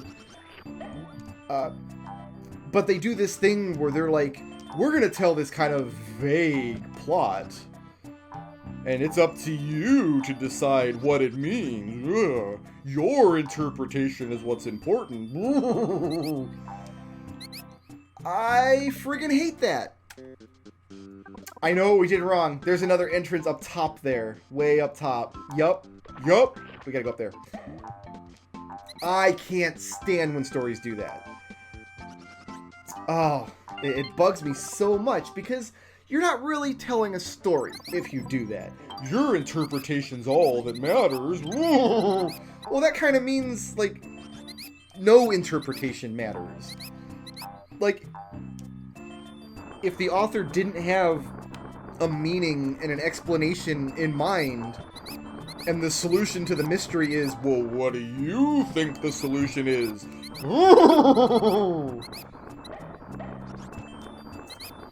Then they haven't really written a story. They haven't really written a mystery. All they've done is wrote some confusing crap and then put the responsibility of making sense on it, like they've shunted that onto you, the reader, instead of taking responsibility for their own story and doing it themselves. So many stories do that nowadays, especially in indie game circles. 9 times out of 10, when I play a game that does that, it doesn't bother me because I don't play games for stories anyway. You know what I mean? Like, oh, what's a good example? Like, I didn't like Hollow Knight, but I've been playing it a lot lately, so I'm thinking about it a lot. And that game, again, doesn't have a story. It just has this, like, weird kind of pseudo-narrative. I don't need the mole thing again, because I can just fall down here, and then go up here, and then this is where we're going. Yes. But as far as I can tell, the game doesn't have a story. It has a lot of lore, but there's not, like, a sequence of events. There's not, like, a narrative, anything like that. It's just a bunch of setting that somebody wrote down and then put into this game piecemeal, and a lot of it's delivered through NPC dialogue, which is really well written, by the way. Hollow Knight has some really exceptionally good NPC dialogue, but the story's not what drew me in. If the story's bad, I don't really care because the gameplay was good. You know what I mean? Like, I don't play a video game to get the story. I like a good story. When a game surprises me by having a competent story, I enjoy that. I think I mentioned earlier Horizon Zero Dawn did that. But people will put out games, or even not really games, interactive fiction, I guess you'd call it, and then don't write a story, and then don't put any gameplay in there either. That's when I get really bothered. That's when it really upsets me. So then you end up with stuff like Journey, where it's a game. There's gameplay in Journey, Brickroad said begrudgingly. I have a Let's Play of Journey that I guess I'm gonna have to link that in the description too. So if you want to, I don't want to talk about Journey, but if you want to see where I'm coming from, I recorded my original blind playthrough of Journey. It's up on the YouTubes. I've been told it's a good series. I can just ditch this platform, right? Yeah. I've been told it's a good series by people who also didn't like Journey. Like, it's so refreshing to finally see somebody who didn't like the experience of Journey. Or more recently, like, Undertale has that. Like, it's got this quote-unquote story that's really deep that affected a lot of people emotionally, blah, blah, blah, blah, blah, but the gameplay is crap. And the story didn't grab me, and the gameplay is crap, so Undertale just had nothing for me, really. But that's not what Edith Finch did. I'm getting way off topic. Let's circle back around to what I was talking about. How about? Edith Finch is a mystery story, but the mystery has a solution. And the solution can only go one way if you think about the story. If you actually sit down and look at the sequence of events, if you consider what happened to these people over this time period, there really is a solution to the mystery, and that flabbergasted me, because that's not what I expect out of these, like, indie darlings that come out. Because so many of these indie darlings feed on this idea that your interpretation is what's important. What did you think the story meant? What did you get out of it emotionally? That's what's important, because I'm a lazy writer. Edith Finch doesn't do that. There is a correct way to interpret the events in Edith Finch, and I think a video exploring that in some detail would be, first of all, be really fun to make, because I get to talk about Edith Finch for a very, very long time. And that would be good for me. But second of all, because I've looked at a bunch of different Edith Finch videos, and I don't think anybody else has actually gone into detail about that specifically before. So I think there's value into putting that out there. The problem is, there would be no way to make that video without, by definition, spoiling everything in the story, like spoiling every aspect of it. You can't analyze the narrative without talking about the narrative. And what a shame it would be for somebody's first exposure to What Remains of Edith Finch be my video spoiling everything. So I don't know. Like, I think about it, and like, now that I'm saying it, maybe I shouldn't do it. Although that might also work as a blog post. Just like a long blog post, the timeline of Edith Finch.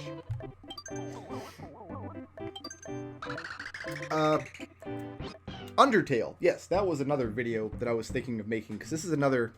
This seems to be a running theme, doesn't it? That I like taking the piss out of games that are beloved by millions, but that I was not enamored with. Undertale's one of those games, and Undertale, a lot of people have a very strong emotional connection to that game, which is why you see so many like perfect 10 out of 10 reviews of it. A lot of people are kind of like, when you're that close to a story of any kind, not just a game, any kind of story, when you're that close to it, it's really hard to look at it objectively. I know this for a fact because I've got games that I have difficulty examining objectively. Try to get me to speak objectively about like Final Fantasy at some point. It's not easy for me because that game has such a strong emotional impact on me because of what it means to me, because what it's meant to me growing up, because that game was there for me at points in my life when I needed it. And that's what happens with Undertale. But Undertale is a scary, scary game. I don't mean it's scary like a horror game. If you played it, it's definitely not a horror game. But can I kill you? No, I just gotta jump over you. Oh, I can get you in the butt.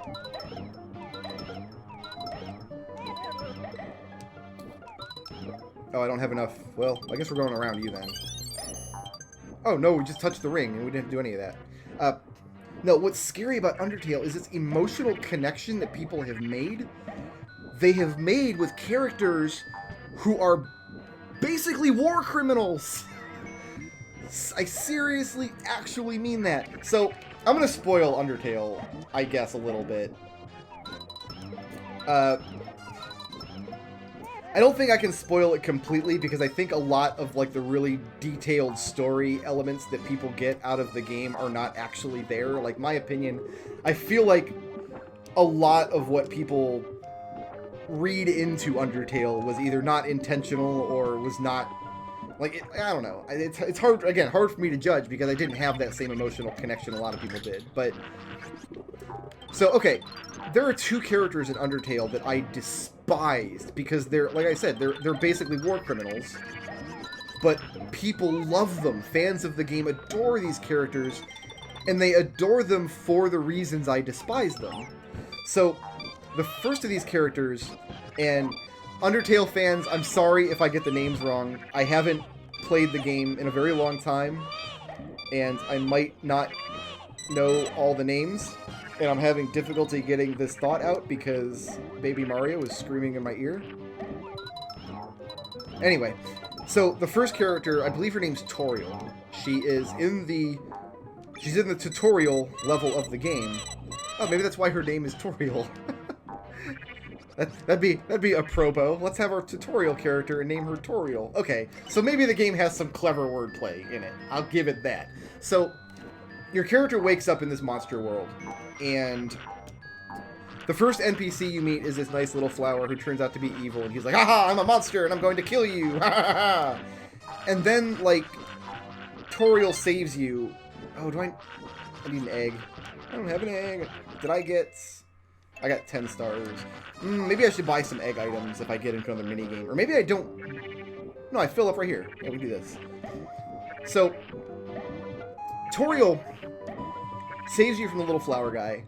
And she's like, I'm nice goat lady, and I'm your mom now, and the world is big and scary and mean, and I have to protect you from it, and you can stay here with me, and we'll eat apple pie and drink Pepsi every day, and you can watch all the movies you want, but you can never, ever leave this place. So, she's kidnapped you. Like, yeah, she's right about the world being a mean, scary place. Like, you're literally in Monster World and everything wants to kill you. I get that. But this is a kidnapping. Okay? She's locked you in her house and is physically barring you from leaving. She says this. You can never leave this place. You must stay with me here forever. That is a horrifying thing to do to a person. Like, I'm not wrong about that, right? Like, that's legitimately, actually terrifying. I think if that happened to any of us, we would do anything in our power to get away, even if our captor was nice goat lady. There was no key or anything over there, by the way. That whole area was just pointless. I mean, not pointless. There was a flower or whatever, but like, yeah, if any of us was in that situation, even with nice goat lady, even with apple pie and Pepsi every day, like, we would still try to get away. And so in my playthrough, I fought Toriel and I killed her, and I didn't feel bad about it because she was literally actually kidnapping me.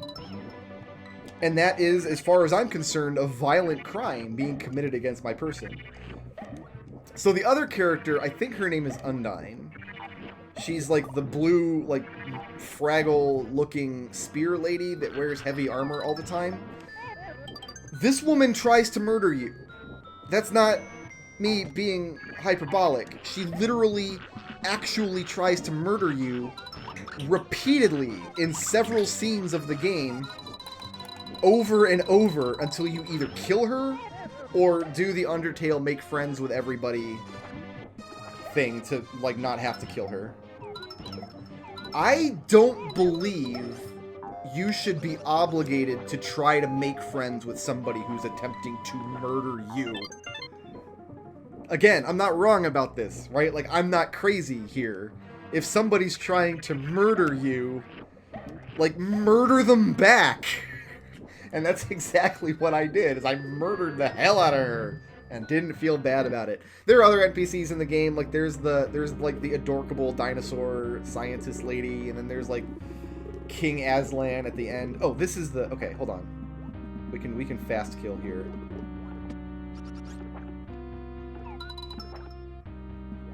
What we need to do. How do you do this?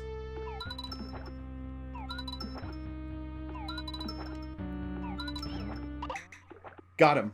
Haha! Skip the boss fight. Love it! So, there's so many videos, like close to 100% of the videos about Undertale out there are of this. It's the most emotional game I've ever played. It spoke to me personally, and the characters and the love and the friendship and the nothing. There's nothing else in the universe like it.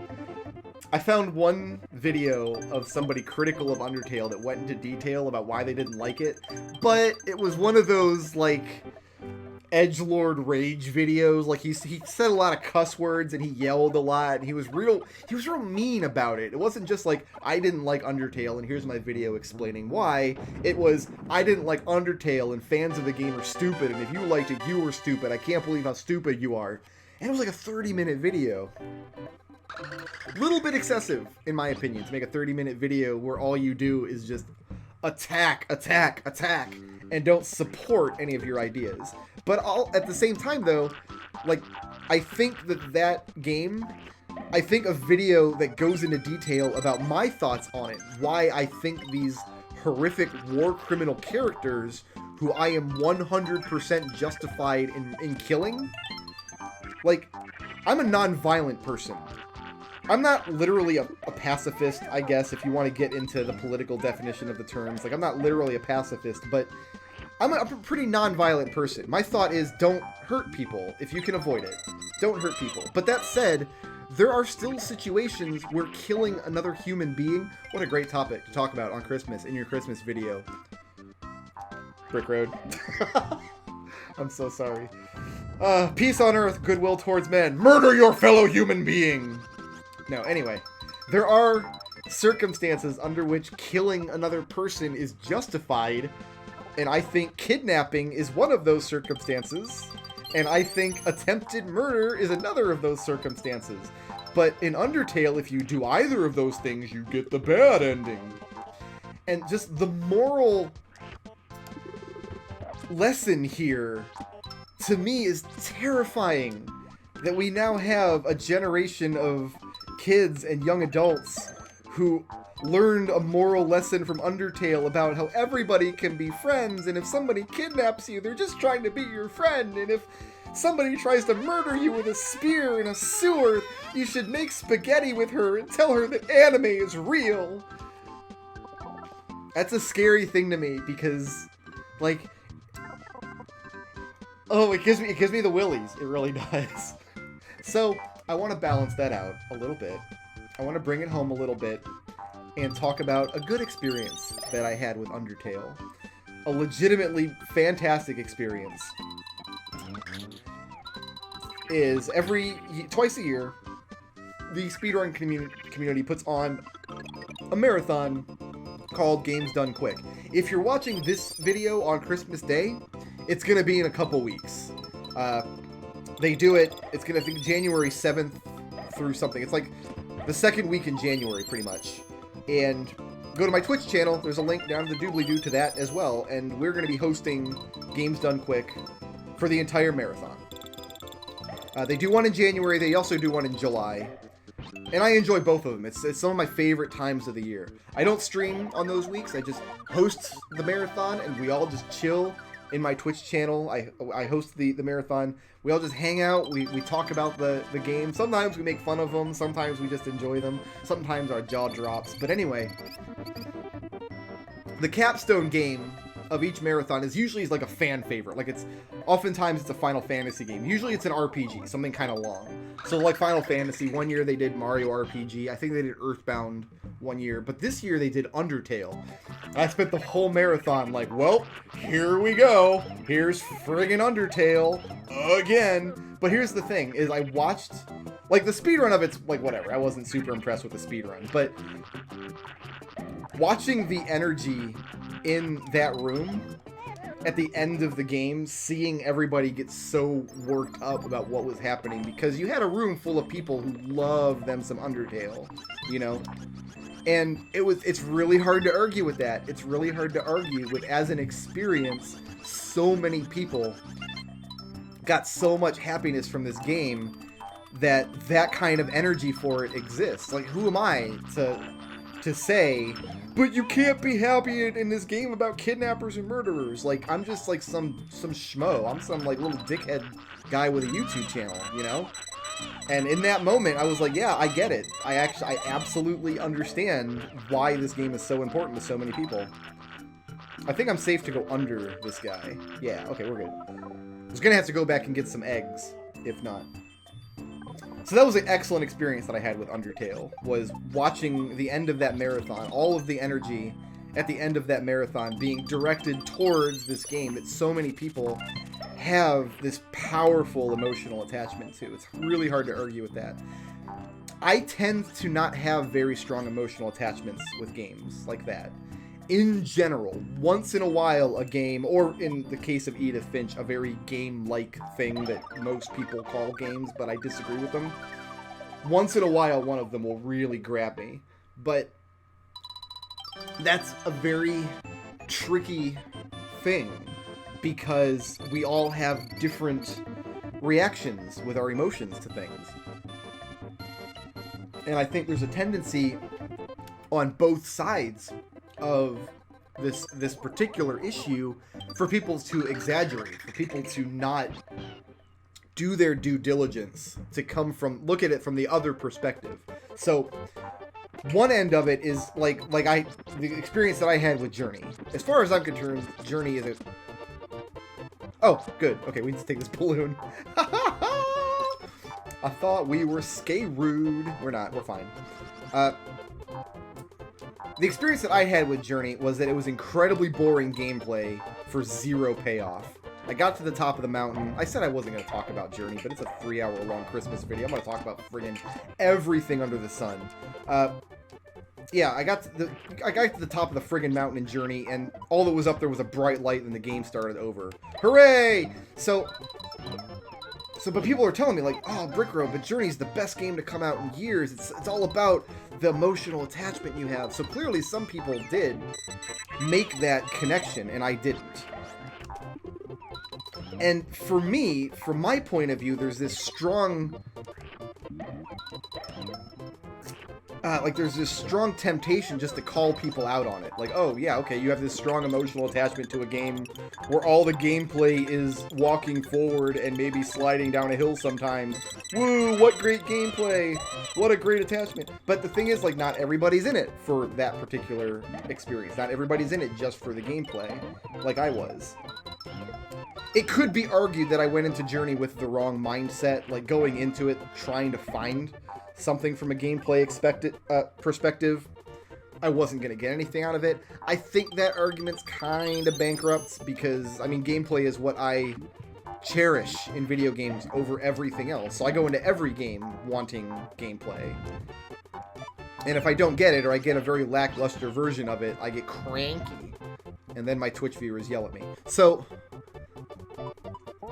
from my perspective, like, I need to not have that knee-jerk, like, oh, I'm gonna make fun of your emotional, religious experience that you had with this game about a guy playing in a big sandbox with a cape. But I think the other direction of that street is equally harmful, and it can be equally difficult to discard.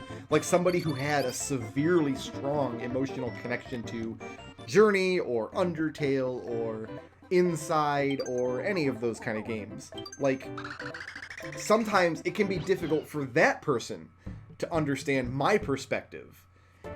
I was watching who was one of my favorite YouTubers. He's a Mario Maker streamer. I'm not going to name names because I'm about to say something bad about him. But I was watching one of his YouTube videos, and I've been watching him for a long time, for several months, and he was talking about Undertale, and he said, I understand why some people don't like Undertale. I guess just no matter what you do, you just can't make some people appreciate art. Oh, I got so mad at this guy. I immediately stopped watching his video and unsubscribed from his channel. What an insulting thing to say about I guess some people just don't appreciate art. Because in his head, he had such a strong reaction to Undertale. Like, that's the only reason he can think of why somebody wouldn't have had that same reaction. In his mind, people go in one of two boxes. Either you can appreciate art, in which case you share his opinion on Undertale, or you cannot appreciate art, in which case you disagree with his opinion about Undertale. So, clearly, this is a two-way street that needs, like, a lot of work needs to be done from both sides. I should not mock people's experiences that I didn't have just because I didn't have them. But at the same time, you should not hold up your personal experience as being like really important or really exceptional when in truth it was just your personal experience.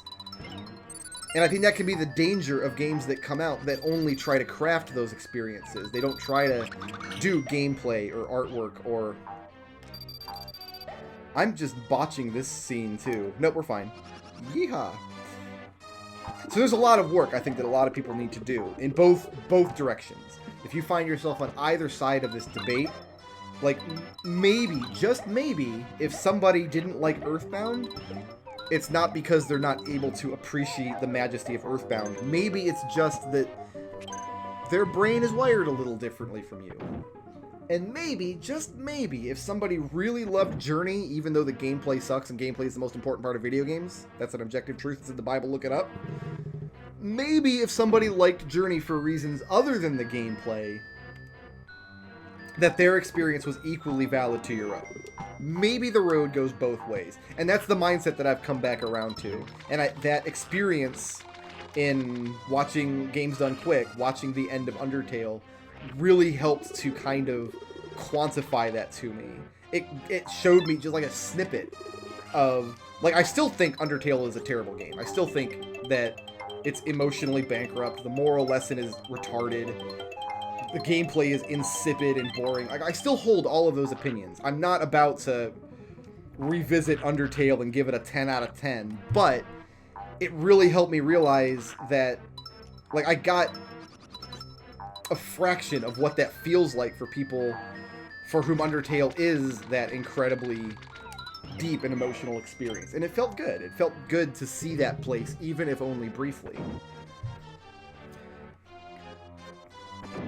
And for what it's worth, I mean, I know that Undertale has a really toxic community around it. I know that if you go down into the depths of the wikis and the subreddits, you'll find some absolutely vicious Undertale fans who are just really mean about it.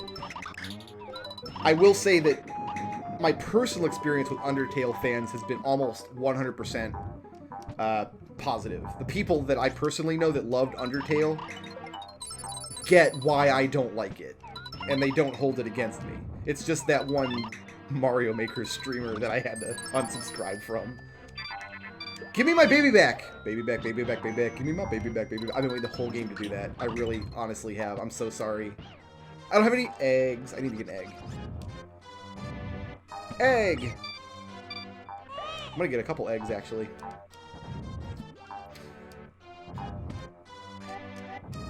But I think that like, the internet kind of needs more I didn't get Undertale and here's why videos, because there's a lot of cheerleading that goes on for games, and sometimes I think that games can have too much cheerleading, because people who have a deep emotional experience to a game, and they find themselves not able to see it from another perspective, like, oh, maybe some people just don't understand art. Like, I think sometimes when everything they see online just validates their opinion, because I'm in the minority. Most people who played Undertale adored it. For some of the reasons I didn't like it. And I think that because it's such a popular opinion for Undertale to be held up as this flawless, perfect, emotional experience with no peer, etc., etc., because that's such a popular opinion, a lot of people just have their opinions about the game just repeatedly validated, and that can be a very harmful situation as well. I want these eggs. Well, I want my baby back first. I'm not gonna sing the Chili song again. We've already been there, we've done that. We don't need to revisit that, and I'm not gonna apologize again for doing it. I mean, it happened and we have to move on. But yeah, sometimes when a game comes out and close to 100% of the words written about the game are just cheerleading, I think a dissenting voice can be a civil dissenting voice can be a very necessary part of the dialogue, and very refreshing, especially if you're one of the people in the minority who didn't think the game was a perfect, flawless masterpiece. Breath of the Wild. Anyway, I think I would be able to do a video on Undertale without making it just a Undertale was stupid, and if you liked it, you're stupid. I think the internet could use a video like that, and maybe I'm the man to do it. But I don't want to do it unless people actually want to see it, which is why I'm going through these ideas with you.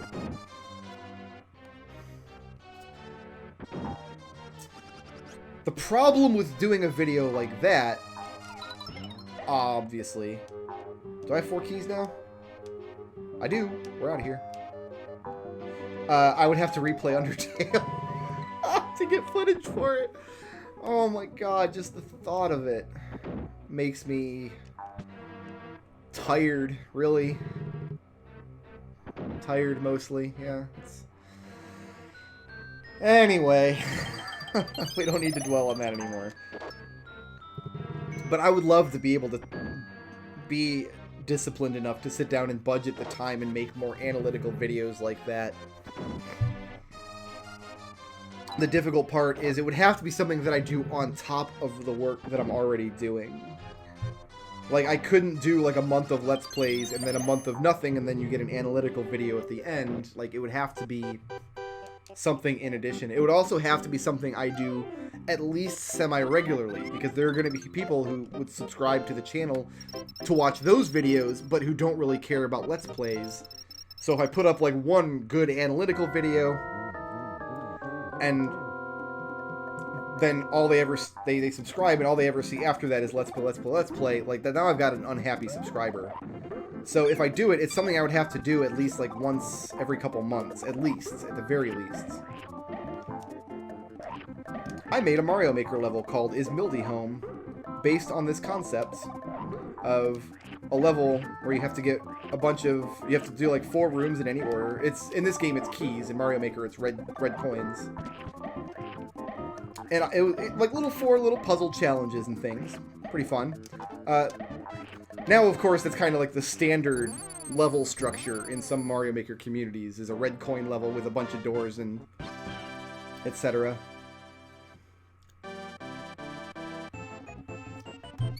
Ah, Mario Maker, that's a game that I haven't touched in a little while. That's like my go-to game right now for Twitch and YouTube viewing. I am subscribed to a whole bunch of Mario Maker channels. I love watching the Kaizo Mario Maker community. They do blind races and things. They do insane challenge levels. I love watching those. I despise playing those. So, that's an aborted Let's Play series that I started recording that I thought would be a cool series, but it turns out it's not going to happen. So, there is a Mario Maker streamer. He's probably the most... I don't know if he's the most popular Mario... If he's not the number 1 Mario Maker guy, he's up there. He's one of them. But Carl Sagan, 42. My favorite Mario Maker streamer. He updates constantly. There's always new Carl Sagan stuff. And he is a scientist. So at the end of all his videos, like, he usually has like just a minute or 2 of him talking about some... Like doing an AMA, like a science AMA in his channel, talking about some scientific topic. Which I think is wonderful because I'm like a big old... Like, I'm gay for science, so... So Carl Sagan, but he's got a bunch of videos that he calls the Kaizo College. And the Kaizo College videos are basically, okay, so you don't think you're good enough to play Kaizo levels, here's a couple levels that teach you how to do Kaizo tricks so you can get good at them. Like little tutorial levels. So I thought, oh, okay. So the Let's Play series will be, I will download all of Carl Sagan 42's Kaizo College levels and record them and play through them all. And see if I can kind of pick up on some Kaizo Mario skills of my own. I've done series like that in the past, like with Castlevania, when I sat, like, Let's Learn Castlevania. That was kind of fun. More fun for you than me, but it would kind of be in that vein. So, I actually sat down, I downloaded all the levels, I started recording it, and it very quickly became clear that... Oh, I didn't need this rock. Oh, yes, I do. Yeah, I do. Okay, cool. We gotta take it with us. It very quickly became clear that I'm not cut out for it. I got to one of the Kaizo College levels is one where you have to do a mid-air shell jump. So you grab a shell, jump into the air, and then while you're in the air, you drop the shell in such a way that you can immediately bounce off of it and gain extra height. And I was recording, so I was talking at the same time and trying to keep it lively and fun. And I just failed over and over and over and over and over and over, and 25 minutes went by. And I was starting to get exasperated because it starts to set in. Like, you can feel it. You can feel it in your bones when you're a YouTube creator or a Twitch streamer and something's not going well. You can just tell. So after 25 minutes, I was like, okay. It was an interesting idea, but it's going to have to go on the cutting room floor. So there's not going to be any... Oh, right, this is why we need a rock. Haha!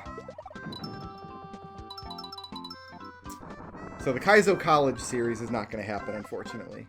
I don't need to be in here, it's just to get that flower, that's all.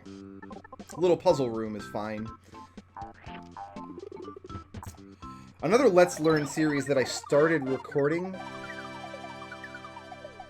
was Star Fox 64. I might actually still have the raw video recording somewhere. I might still have those files. But I was going to sit down and do Star Fox 64 in the same way that I did Castlevania. Just sit down with it, start playing it, and if I suck, I suck, but learn the lessons, get through the game. The goal was to play through all the levels, because I know that game you don't play through all the levels on every playthrough. But the goal was to play through and beat all the different level paths in the game.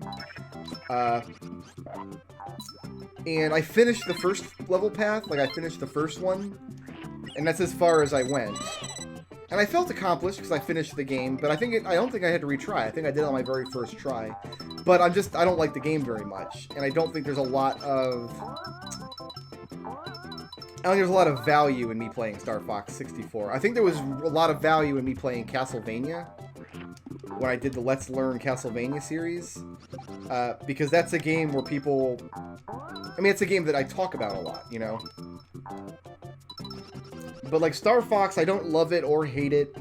It's just kind of a thing that exists. It was reasonably fun to play through it once, but I just don't see the value in me adding my Star Fox playthrough to the internet. The other side of that coin is it's not that hard of a game, really. Like, I went into recording that series thinking like Star Fox 64 was like this amazingly hard game. Because I remember renting it as a kid on my N64. My friends and I rented it from Blockbuster, and there was levels in it that I couldn't beat.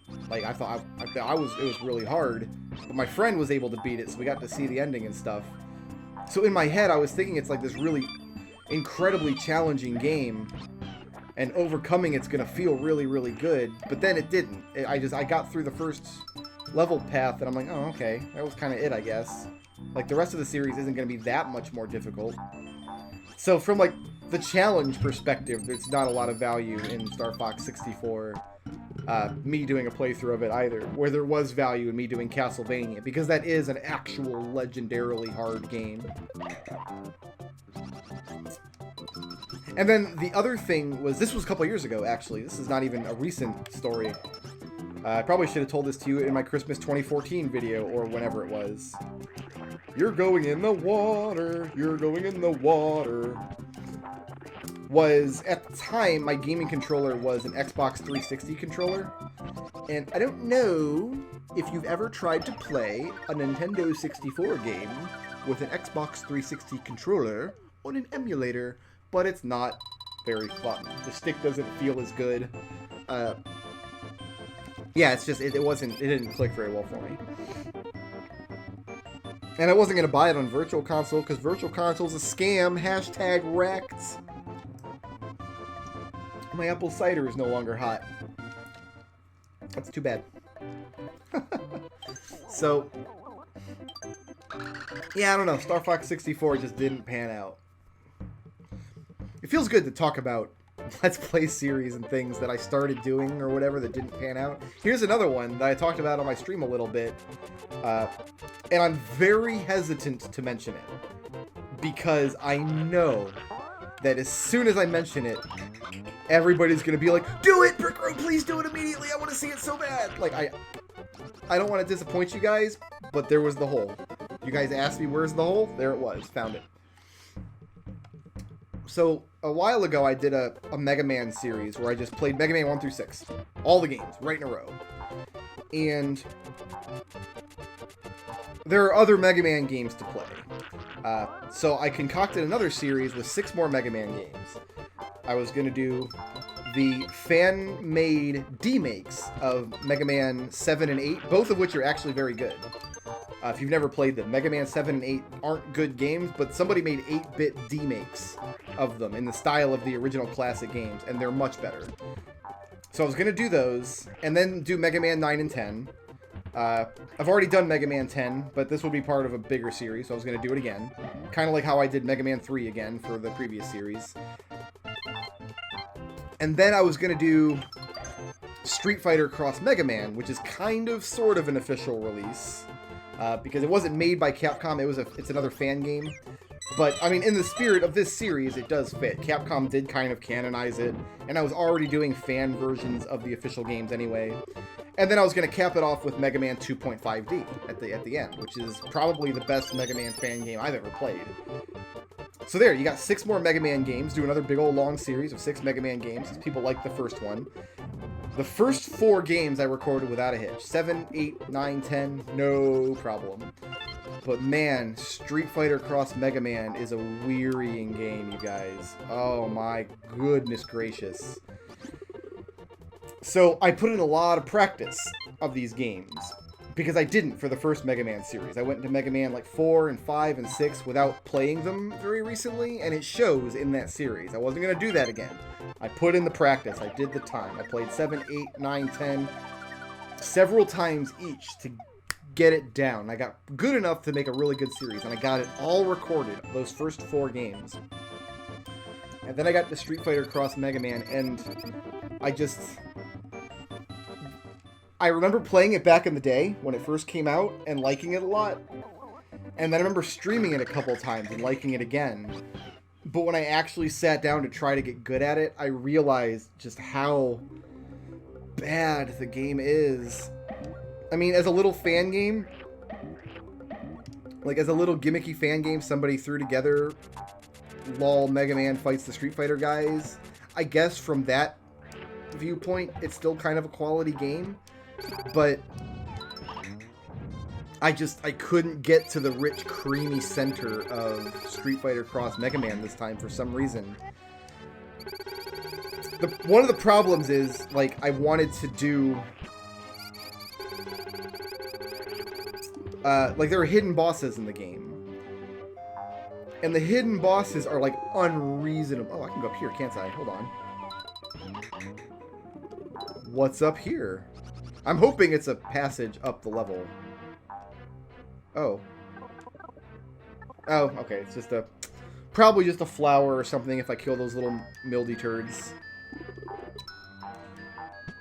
But yeah, I was like, well, no amount of practice is going to make me better at fighting Akuma in this game. I tried.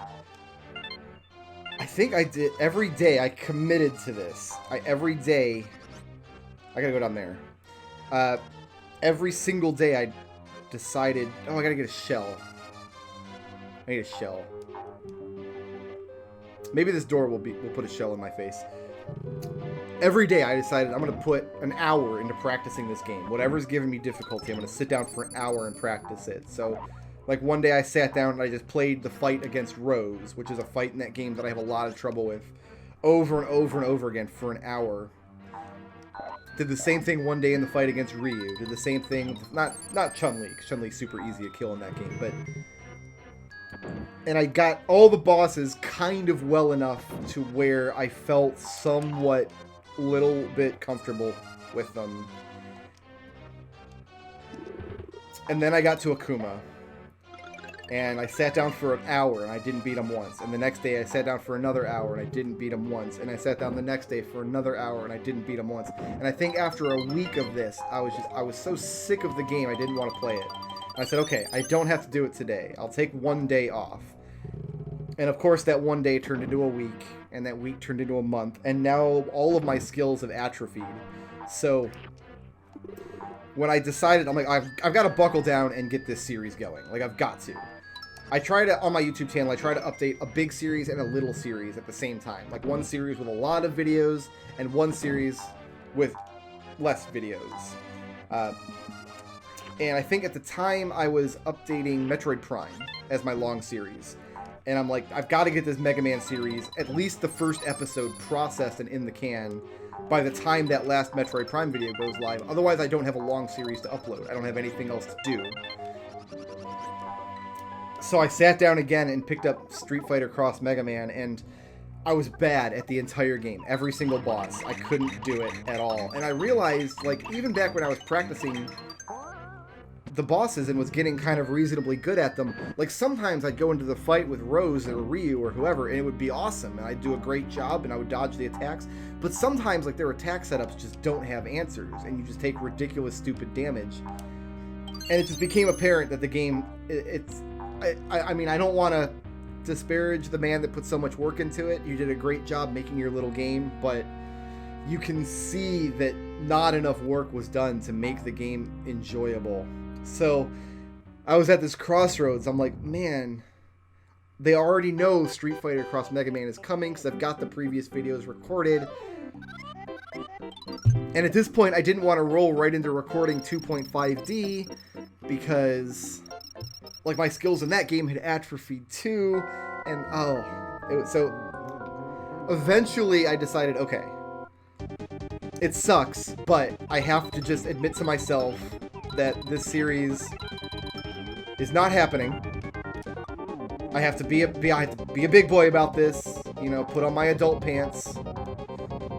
You guys know what I mean? The adult pants. And I just have to... Oh, I need more... I gotta jump on him, right? Hey! No, you know what? Why don't you come over here, buddy? Yeah, there we go.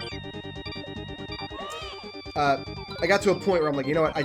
This 6-game series, while there might be some life in it somewhere, I have to, the format that I'm trying to do with 6 games in a row, with these particular 6 games, just have to admit it's not working, and it's time to cash it in. So that was, it was very hard, but I think necessary. I actually highlighted all the working folders, all the footage and commentary that I'd recorded. I'd already started downloading the images for the layout that I was going to do.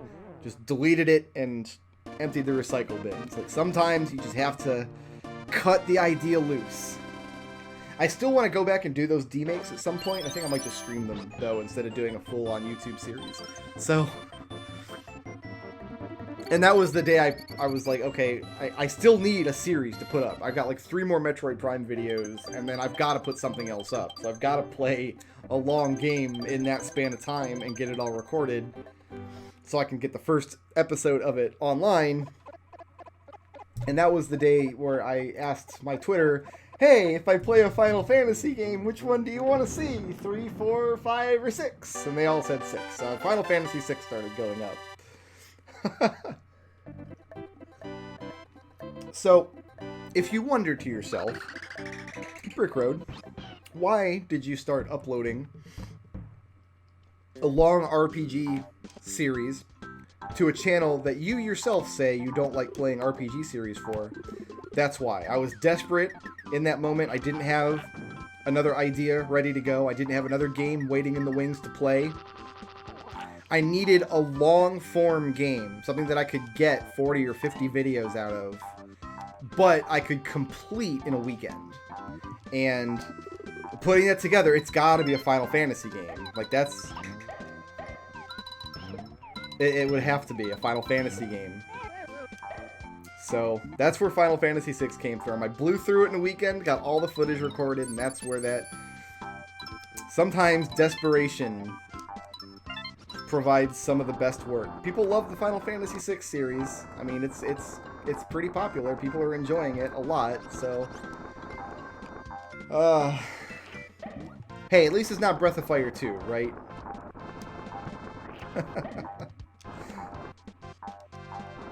Oh, this past month, though, I don't think I've uploaded a video to YouTube.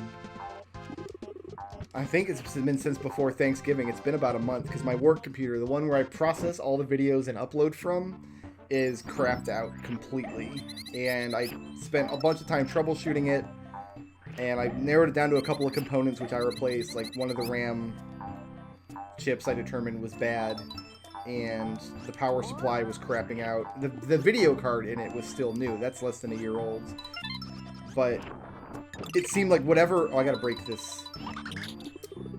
Stalactite. Was that a stalactite? No, that's a stalactite if it's from the ceiling. It's a stalagmite if it's from the floor. You know how I know this? Here's a mnemonic device to remember the difference between stalactite and stalagmite. Stalactite has a T in it, and when you're writing out the word, you're drawing a lowercase t in the word, and the first stroke of a lowercase t starts from above and you draw it down, just like a stalactite grows from the ceiling down towards the floor. Now, a stalagmite pokes up from the floor, and it has a lowercase m in it. And when you draw the lowercase m to put in the word from stalagmites, you draw a stroke starting at the bottom and going up to the top, just like a stalagmite grows up from the floor. Eh? Stop it.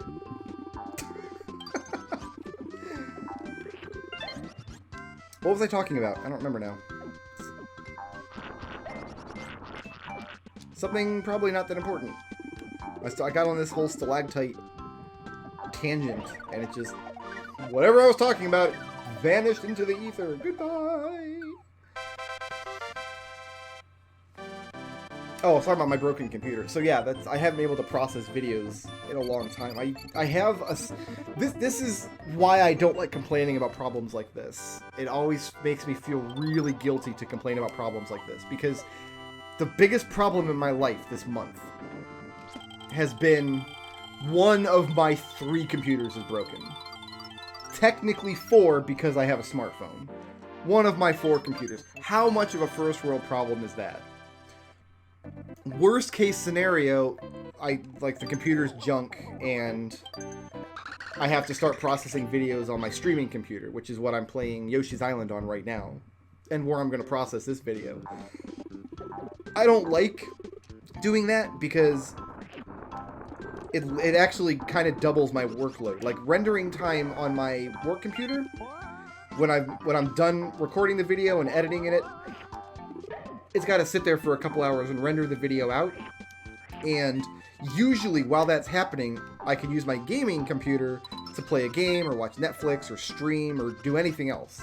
Usually I stream. A lot of times when I'm streaming, I have... Can I not get up here? I'm stuck. No, I'm just doing something wrong. Hold on. Do I need one of these guys for some reason?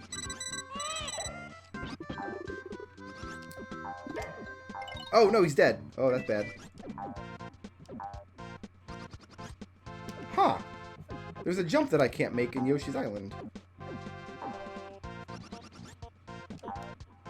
That's interesting. There's gotta be something I can bring over here to make this jump with. A hidden something or other. Or this is like a weird emulator thing. Some games have weird emulator things.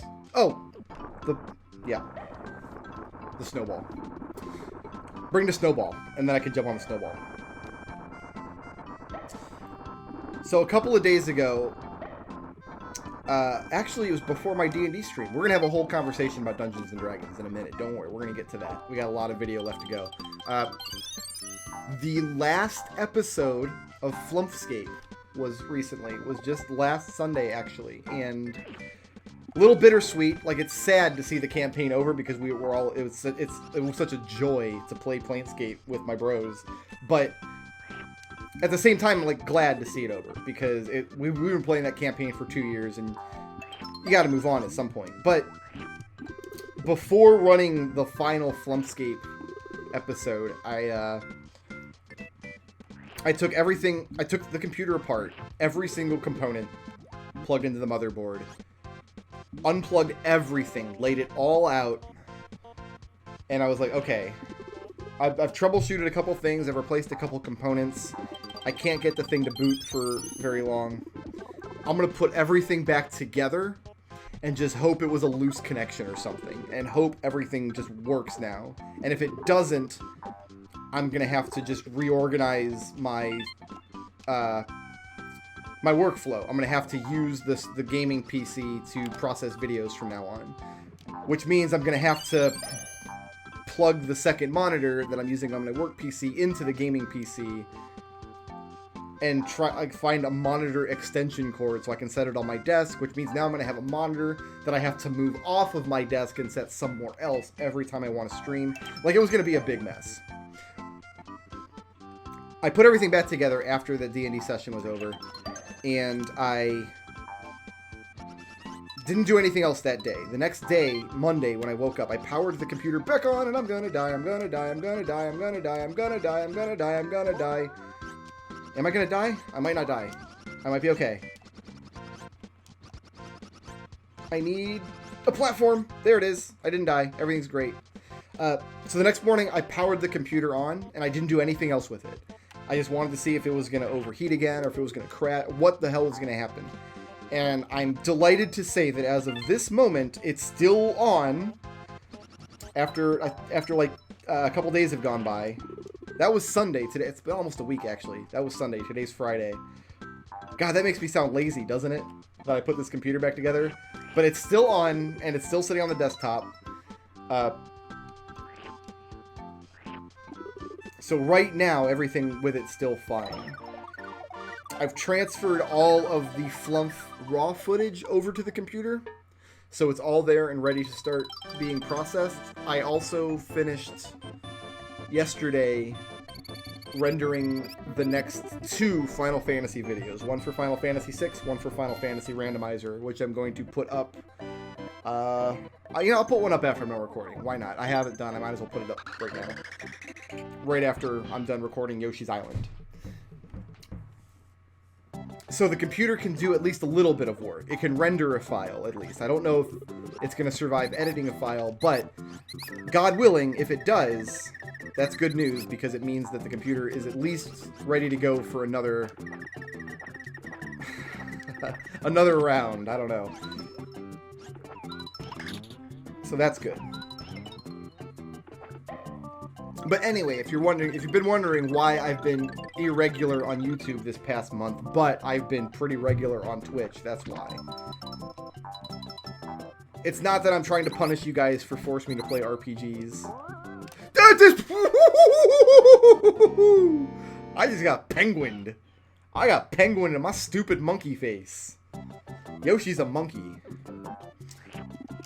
I'm gonna burn all the penguins now. Oh, I can't. I can egg with this thing in my mouth.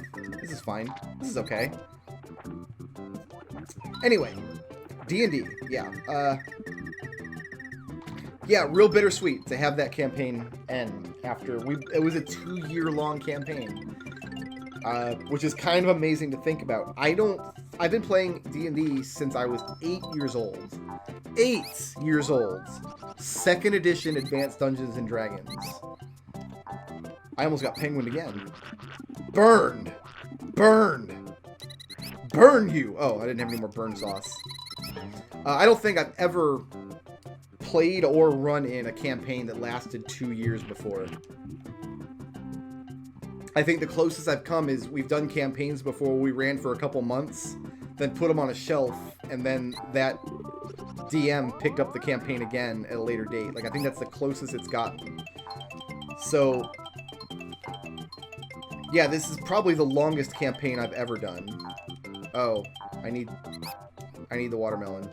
Back we go! Whee! I'm so far behind on Flump videos. This is another reason that I'm really skeptical about whether or not I'll be able to do analytical videos on YouTube, because right now the lowest priority content I make is my second YouTube channel, which is Salute the Flump, which is where I put the D&D archives. And literally all that is chopping up the videos and uploading them. That's all the work that I do. but it has to be my lowest priority. So if I've got other stuff I need to do or other responsibilities, because the rendering time for those videos is so extreme, because usually there's 4 hours of video or more to render, and it takes forever on the computer, during which time I can't make other videos or can't use it for any other work, you know? So I'm really far behind on the Flump videos right now. I almost went in the hole. I almost did. Uh-oh. Well, this is fine. I don't need an invincibility star. I'm still okay. No, I'm not. No, I'm not. I tried to salvage it. I tried to save it, guys. We are going to do a new D&D series. It's going to be called...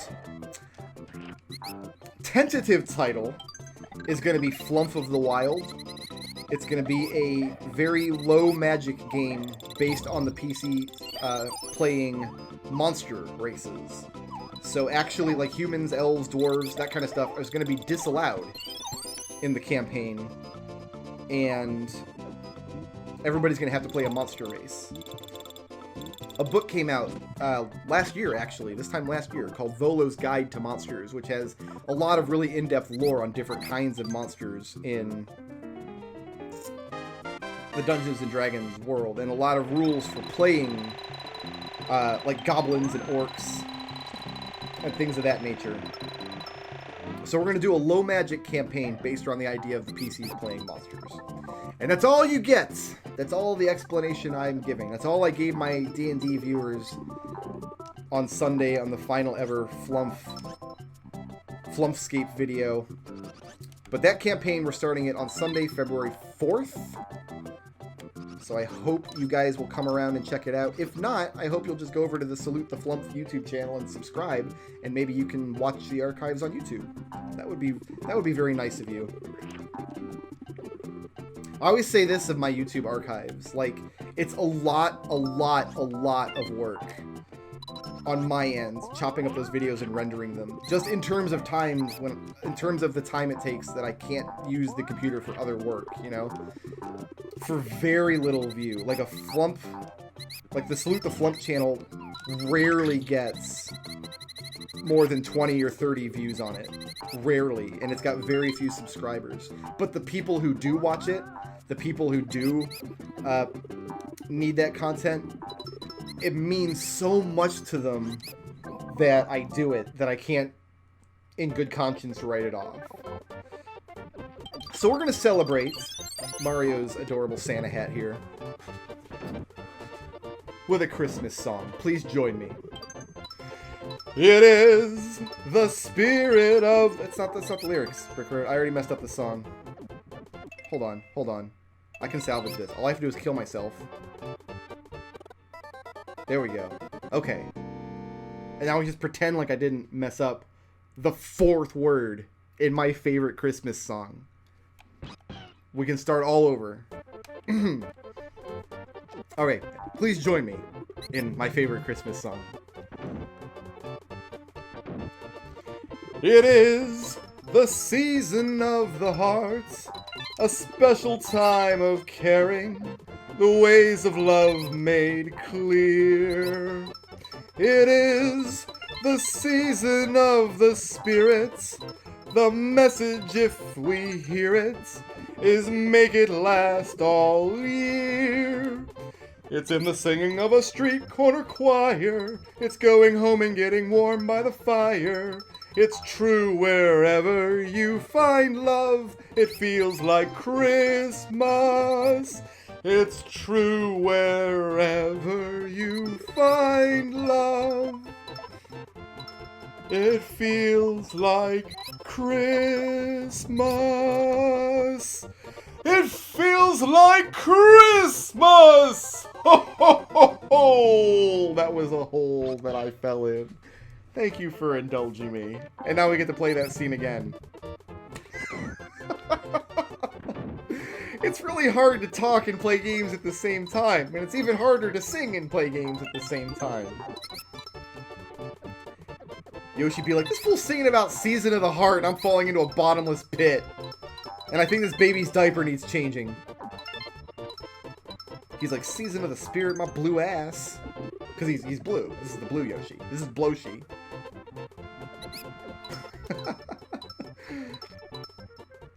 Oh, goodness. Oh, the Christmas video. I actually forgot there was a scene with a little Santa hat on Mario. Then I walked onto the screen. I'm like, oh man, Mario's about to put a little Santa hat on. I should do something special. And that was the only thing that came to mind, was singing that song. That's the same hole, though. Oh. Oh. 29 lives. Can we do it in 29 lives?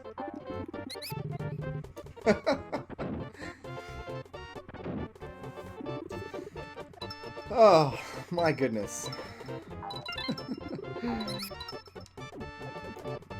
I kind of want to go see if there's like a karaoke version of that song that I can use for my next stream. So my next stream... Oh, that's bad. I plan on streaming tonight.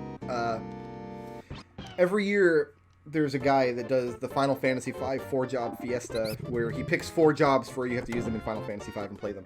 So this year he's doing like a holiday thing. He's doing the Chrono Trigger Holiday Challenge, which is funny because the word challenge doesn't belong anywhere near Chrono Trigger. But anyway, the idea is you tweet out to him, and he gives you 3 characters that you have to use in Chrono Trigger.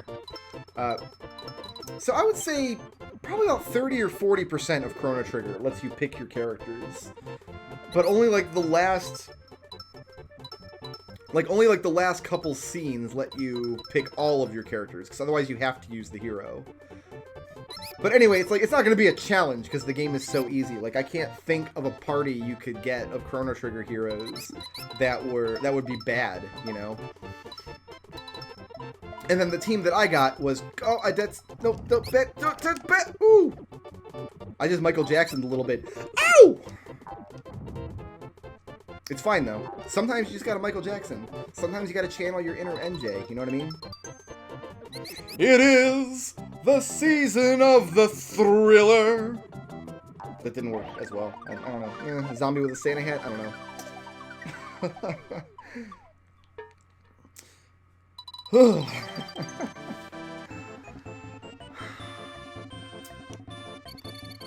That's it. That's my whole list of topics. I talked about everything that I wanted to talk about in this video. I don't know.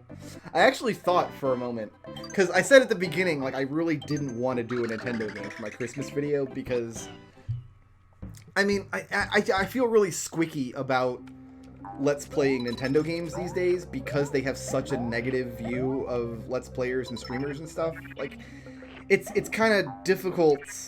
I don't want to say difficult, but it feels weird to support a company that doesn't like what you do for a living. You know what I mean? Like, my wife sees this sometimes. She works in a mental health hospital. She's not a doctor herself. She's not a nurse or a psychiatrist or anything like that, but she works in the field, in the mental health field. I love splatting these turds on the walls. Really enjoy that. So for her, like, she won't ever see a Tom Cruise movie. Because Tom Cruise is a big old stupid Scientologist, and he like, oh, psychiatry is a scam, blah, blah, blah, blah, blah. Like, it's really hard for her. Like, she won't watch a Tom Cruise movie. It's not that extreme with me and Nintendo, because I still love Nintendo so much. They still make games that I love and want to play, and so much of my childhood is defined by the work they've done, but at the same time, it does feel a little weird knowing that this is my job and Nintendo just wants to make it hard for me. Where so many other game developers don't want to make it hard. So I actually thought for a minute, oh, that was a premature opening of the question block. Or maybe not. I still got up here. This is fine. We're still okay. So I actually thought for a moment, because we talked in Twitch, like, Yoshi's Island or Donkey Kong Country is what the peoples wanted to see. And I'm thinking, well, maybe I could do a one-sitting run of Chrono Trigger. Like, it would probably be, like, 8 hours long. Like, maybe I could just do... Because my team is Chrono, Luca, Robo. That's a strong team. Like, there's no such thing as a weak team in Chrono Trigger, but that's a really strong team. Like, maybe my Christmas video could just be this run of Chrono Trigger. And that's how I'll do the holiday challenge of Chrono Trigger, but I don't know. I didn't have time to do a full Chrono Trigger test play to actually see how long it would take. And I think, like, even being optimistic, 7 or 8 hours is maybe optimistic. Hey, jerk. So, like, even if I'm right and I can finish Chrono Trigger in 7 or 8 hours, like, is anybody really gonna, like, watch a 7 or 8 hour video? So I wasn't totally convinced. So I chickened out at the last second of doing Chrono Trigger. Yeah, you see how much more height I got off of that scramble jump because I bounced off that Batman's? And now for everybody's... Oh, this... No. Sorry. Got ahead of myself. Oh, we're down here now. This is... Oh, you know what? That's probably okay that we're down here now. We were supposed to come down here. That's where you get the secret flower. I'm not in the business of caring about secret flowers, but there it is if you want it. Here's everybody's favorite room in the game. This friggin' guy. So, Yoshi's Island speedrunners can complete this room without waiting for this platform. They can just abandon the platform and get all the way through the game, or all the way through the level, rather, just with the flutter jumps and bouncing on bats. Look how I got them 2 stars on the rebound. Oorah! Probably one of my favorite things to watch in speedrunning is a Yoshi's Island speedrunner doing this room without the eyebrow platform guy. It's amazing to watch. If you've never seen it, it's like one of the most amazing feats in speedrunning.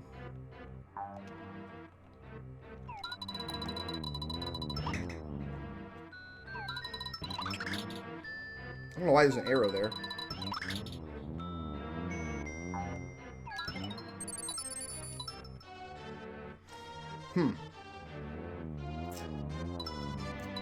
I'm purposely making this the most boring part of the video, by the way. I'm not going to talk about anything interesting until this room is over. I guess I already broke that rule because I talked about what the speedrun of this room looks like. But nothing else. I'm not going to talk about anything else interesting this whole time. And I'm not going to get that flower either. I'm just going to wait for the eyebrows to go back down. There you go.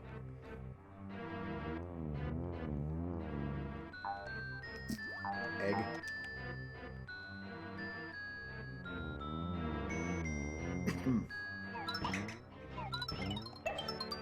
I can't do it. I gotta talk about something. I said egg, and it made me remember Cookie Clicker, because God help me. God help me. I picked Cookie Clicker back up this year. I clicked the cookies again.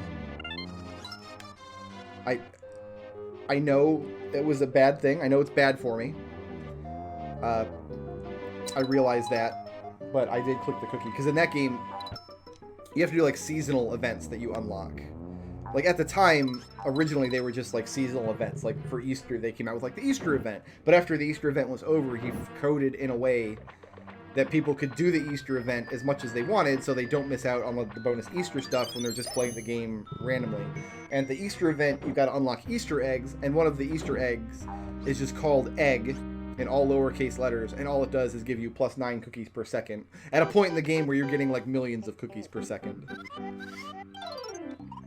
So you get a +9 upgrade for finding the egg called Egg. And I made myself remember that, and then I had to talk about something interesting during the boring room. It's my favorite boss in the game. He looks so... He looks so sad that we're doing this to him. Like, we literally have to break this poor guy's heart.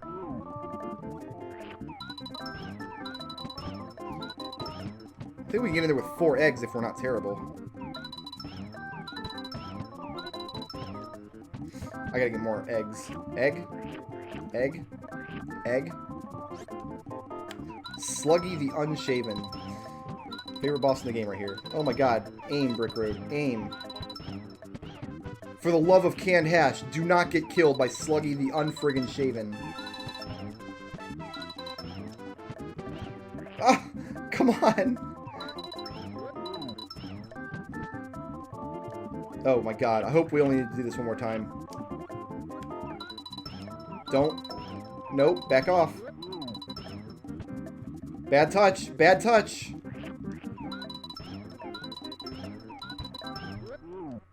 Oh my goodness. We got him. We shaved the unshaven. And then his death animation. Oh, it's so sad. If you're gonna cut it close. My mama asked me what I want for Christmas this year. I told her I wanted to be signed up for the Dollar Shaved Club. Now, the Dollar Shave Club is a thing where you sign up and it's like $1 or whatever. I guess I don't know the specifics, but it's like $1 a month, and they mail you razors to shave your face with. It's a man thing. I'm sure they have a woman program for shaving your legs or whatever, but I maintain that all of the difficulties, all of the feminist issues, all of the legitimate gripes that women have in our society, men still get the short edge of the stick when it comes to shaving. Sorry, ladies, there's one and probably only one area of life where we've got it worse, and it's shaving. Shaving friggin' sucks. There are people that are going to go to the comments, but you don't have to shave your legs. Yeah? You don't have to shave your face. I remember talking to one of my cousins about this. I don't see her very often. We were hanging out, and we were talking about shaving, and she's like, oh, men don't understand. It's so much work to shave your legs. I'm like, I'm thinking about it. I'm like, yeah, but first of all, you can use like a mostly dull razor on your legs and not have it be terrible. Like, the leg is pretty much like this big, fatty, more or less straight area covered with hair. Like, you can do just long, simple strokes and take the hair off with a strum in the hole and take the hair off with a razor. You know what I mean? Like, my face has all these curves, and like, there's a nose, and my lips are there. And the shaving cream is real itchy, and she's like, well, yeah, but it's really hard to go around the knee. And I'm like, I've got a knee on my face. It's called my chin. It's this big bony protrusion, and that's where most of the hair is. So, like, shaving your face is way harder. And then I thought about it even more, and I'm like, well, wait a minute.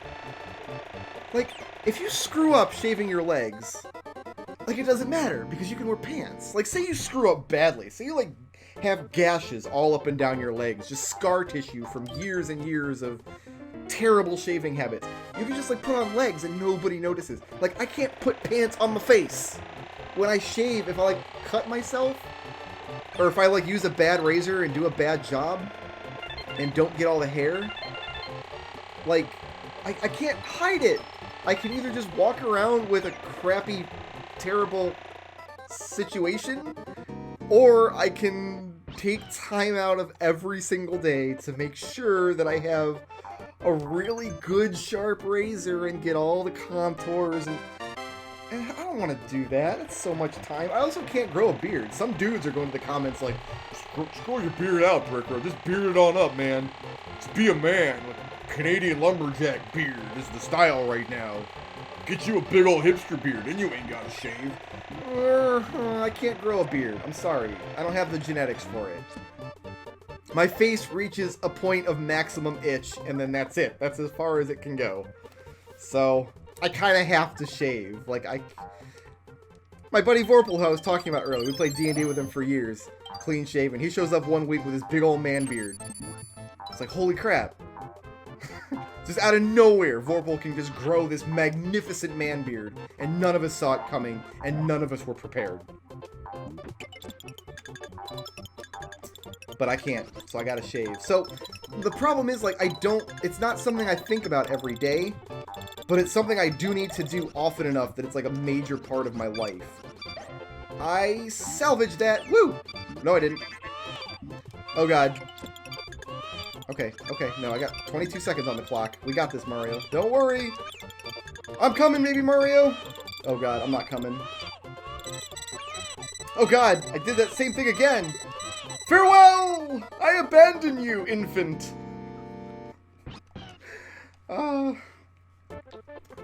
So, it's not like something I plan for, shaving. It's not like something I actually...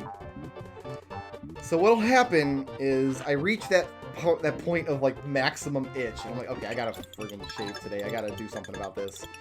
So I'll go into the bathroom, and because it's not something I think about fanatically every day, it's not, like, a part of my everyday life, like, my options are usually use one of Peanut's razors, which are either dull or, like, she buys razors made to shave your legs with. And because your legs are these big, uniform, fatty tissue situation, women's razors, if you don't know, if you're like a dude and you're single and you don't live with a woman, their razors, they have these big, broad faces to them. So the razor's in the middle. Then they got this big plasticky, like aloe vera covered, whatever, like razor shield around the edges to help uniformly shave the big fatty parts of their legs.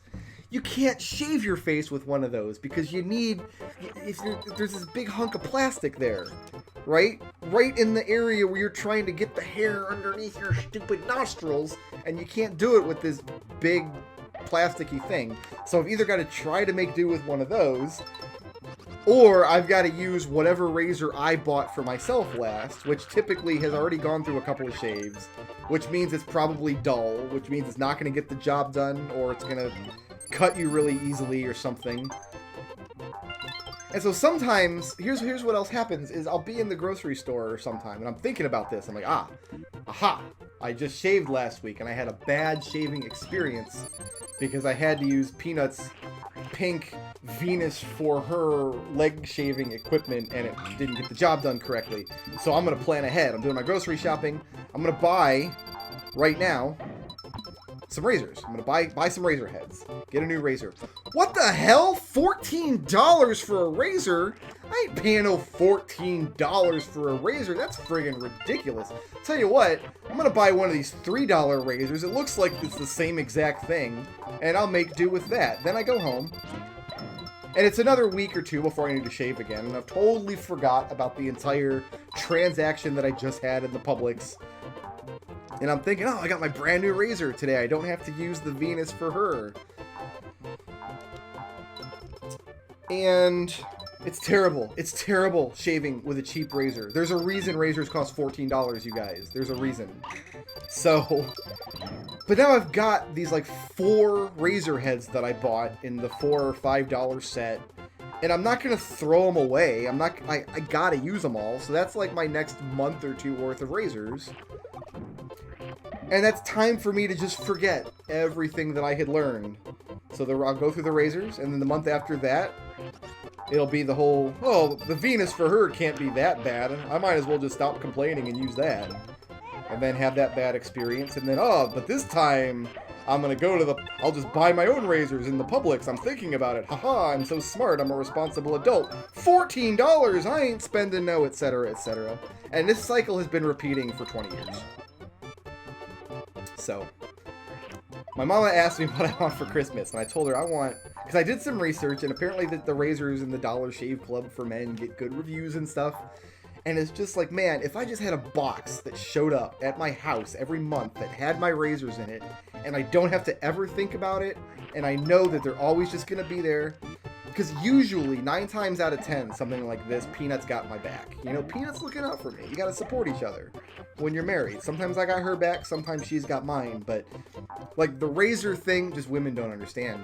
It's just women that you don't get it. Ladies, I love you. Especially you, Peanut. Especially you. You're my favorite lady, but you just don't get it. It's not the same relationship that the females have with their shaving. It's different. And for some reason, I just can't do it myself. So I need help. So I told my mama, yeah, get me signed up for this Dollar Shave Club for men. And she sent me back a text message that said, what? So I told her to Google it. So God bless her. She can't use the internet properly. She's an old lady now. She's in her 50s. She doesn't technology right. I haven't looked into it, so maybe I'm wrong about this, but I'm certain the Dollar Shave Club for men has like a buy as a gift option. And I need you to hit this, please. Thank you, sir. And she didn't hit it. So I got my Christmas present. I got an email from Dollar Shave Club for Men like the next day. Thank you for signing up with the website for Dollar Shave Club for Men. Please log in here and fill out your details so we know what to ship you. And I thought they would just sign me up for the service. Like, I thought that, like, that was going to be the gift. Just, like, sign me up for the service and pay for the first month or whatever. Apparently, the way the site works is you have a shave account that has money in it, and your subscription is paid for out of that account. They put $120. My mom and my stepfather put $120 in my Dollar Shave Club for Men account. So, like, I've done the math, and if it's $1 a month for 121 months, I don't have to worry about razors for the next 10 years. So wonderful. But I'm sure they... Oh, okay, I gotta go get a... Well, maybe not. We can... We're fine.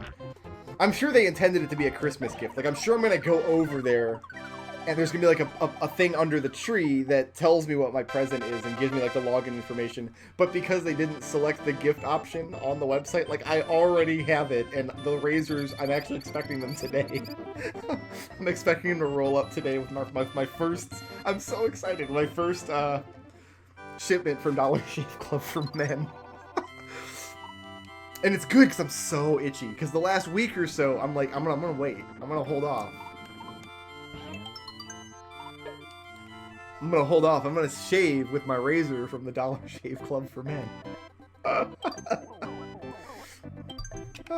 I told them fun stuff I wanted to. I gave them a list of like Rubik's Cubes and stuff that I want. So it's not just razors.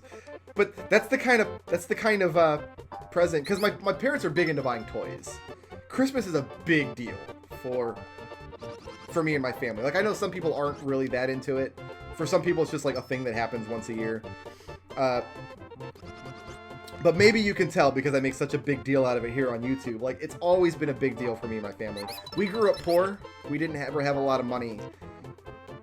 So Christmas was like always our time to like show appreciation for each other with gifts. And a lot of times they were homemade gifts, or a lot of times they were food, or a lot of times they were just silly little trinkets. But it was instilled in my brother and I from a very young age why all of that was important. Like, it's not just commercialism for us. It's not just naked shopping for us. We don't stress out about the gift giving aspects as much because we had Christmases when we were kids where we did not get very much.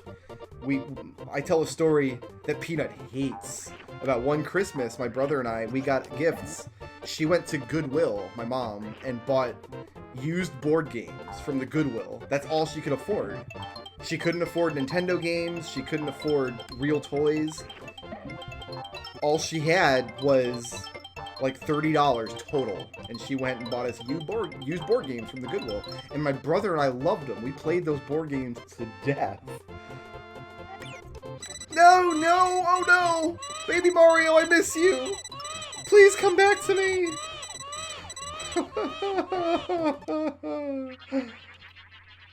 Goodbye. Goodbye, Baby Mario. So my parents to this day are into buying little toys for us. They like filling our stockings and buying little toys. Like one year, a couple years ago, maybe it was last year, but we got little mini drones, like little remote control mini flying drones that we crashed into the dogs. That was fun. Last year we both got, actually all of us did, both me and my brother, and we're both married now, so they got 4 kids to buy toys for now. But yeah, we got remote control cars. Oh god, that's right. Okay. This year I was going to go buy everybody fidget spinners, and I haven't done it yet. Thanks for reminding me, YouTube. Thank you so much for reminding me. I got to go do that tonight, actually. I got to go up to the gas station and buy 6 fidget spinners for Christmas. But yeah, they always like buying us little toys and things, and that's the reason why. So my stepdad especially, he was like, last year when I started getting into Rubik's Cubes and stuff, like, he really liked that for once he asked, hey guys, what do you want for Christmas? And I said, toys! Because for years, I always ask for practical stuff. It's always like, oh, I need clothes, or, you know, I kind of need, like, my car needs a new part or something. You know, it's always stuff like that. But last year, I was like, I want toys. I like Rubik's Cube. So it wasn't just Dollar Shave Club for Men. I don't know what I'm doing with my life. This looks probably okay. Oh, it wasn't okay at all, though. It was backwards.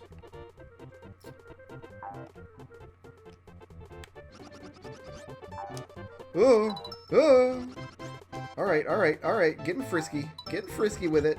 Alright, we're fine. We're fine, though.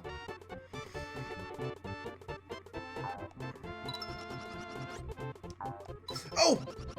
Come back! Come back, platform! I'll murder all these guys.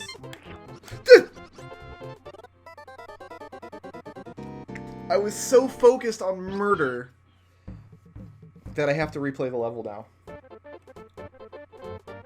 God, that wasn't even Undertale-related murder. That was just like, I wanted to murder the little metal man.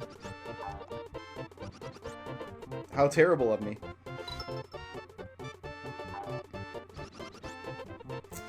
That actually kind of reminds me, because there's one other game that came out this year that not only didn't make my top 5 list, but it didn't even make my here's games that you probably thought were my top 5 but aren't lists. And that's the Megaman Maker came out this year. And I made one level for it, and I used Metal Man was the boss of the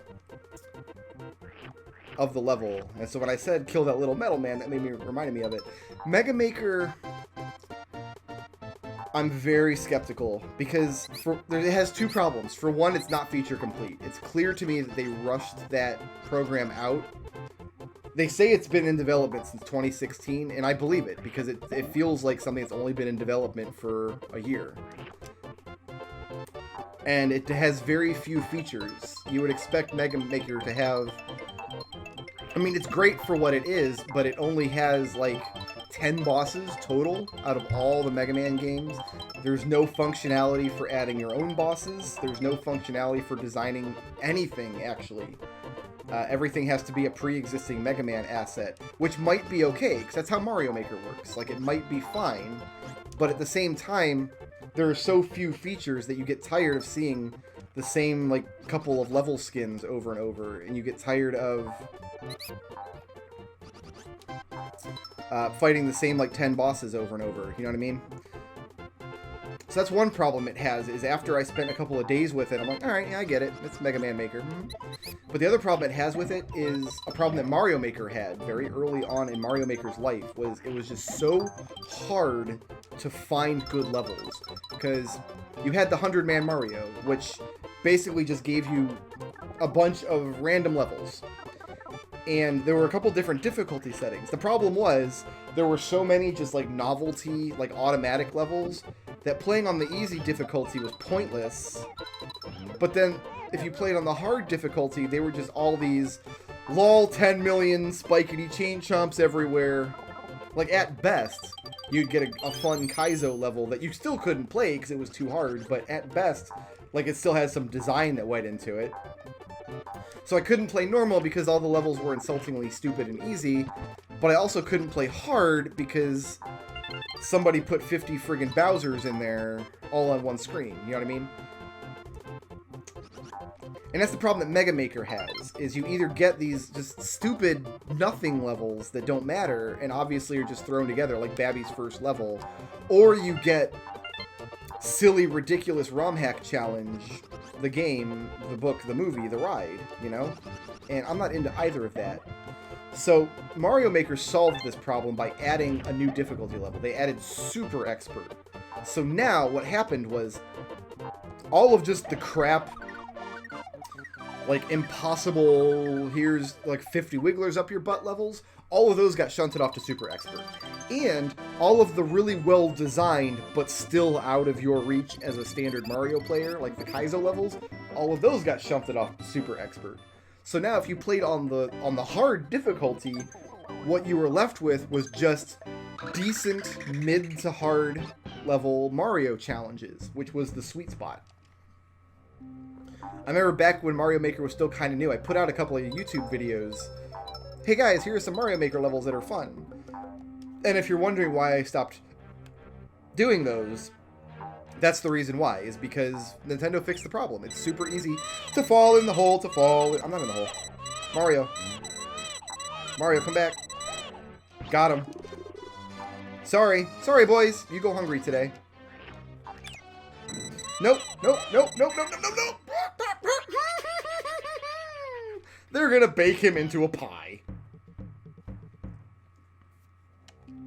But that's the problem that Mega Man Maker has now. There's just no good... First of all, there's nothing like the 100 Mega Man challenge, you know, where you just get 100 lives and it just gives you a random assortment of levels until you complete them all. Like, there's nothing like that. Dargle Bargle. It's fine. It's fine. We're going to wait for that seagull to go by, and then we're going to go up. Awesome.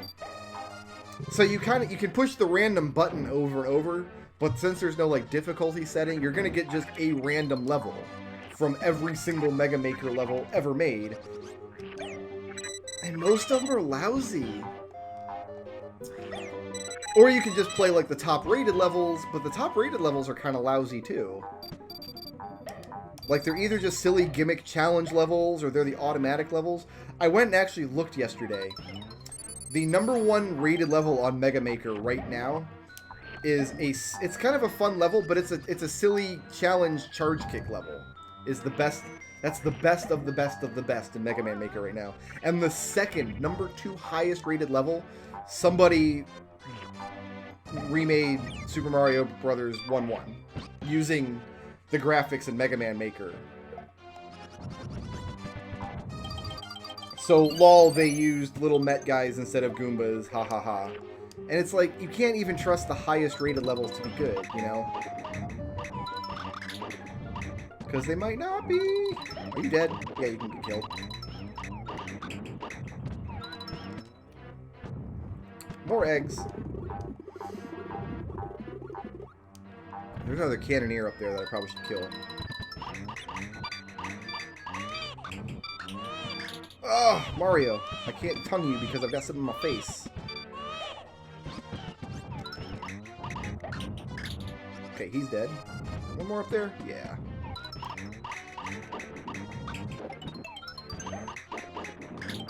Hooray!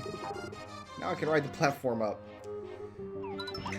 So yeah, there's just no good way in Mega Man Maker to find decent levels to play. Like, somebody's gonna say, you can go on the forums and find good levels that way. Sure, maybe, but there needs to be a button in the game that you can press that just delivers you a batch of decent levels. And there's not yet.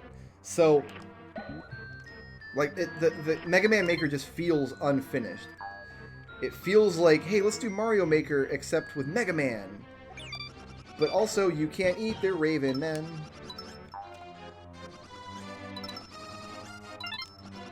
Ah, okay, fine. Fine. Oh god, Mario. We'll do it all over again. Up we go. It just feels like the program's not done. Like, it's not where it needs to be yet. It needs... And maybe it'll get there, you know? Maybe someday it will be everything it needs to be. But my worry is that, like, people will do what I did. Was I checked out the program, I played around with it for a couple days, and I'm like, well, I guess that's all there is to see, and I haven't really touched it since.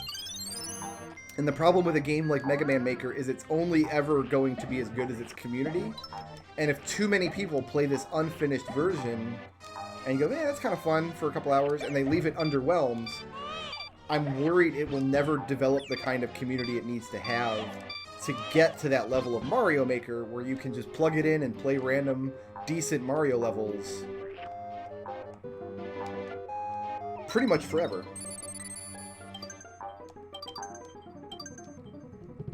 So yeah, that's why Mega Maker didn't even cross my mind in my top 5 list this year.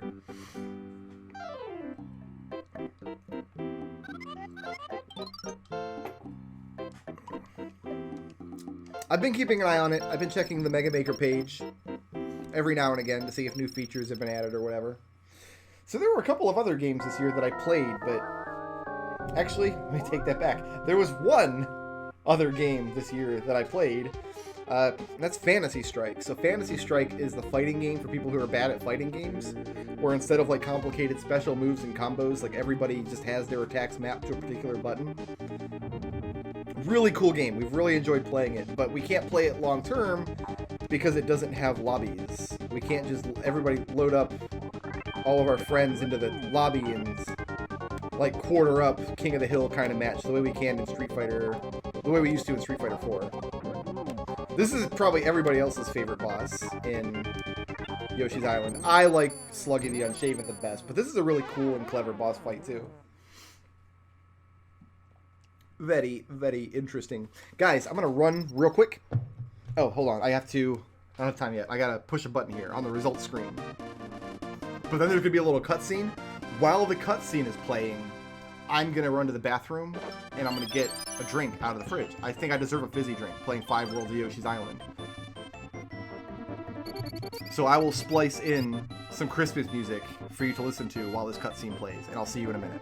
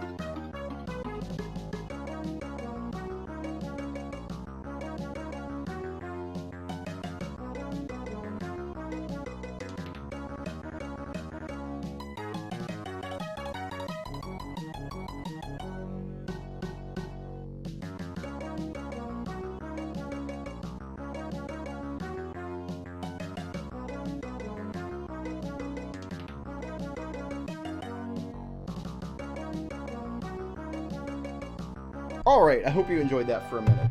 Now I got a fizzy drink.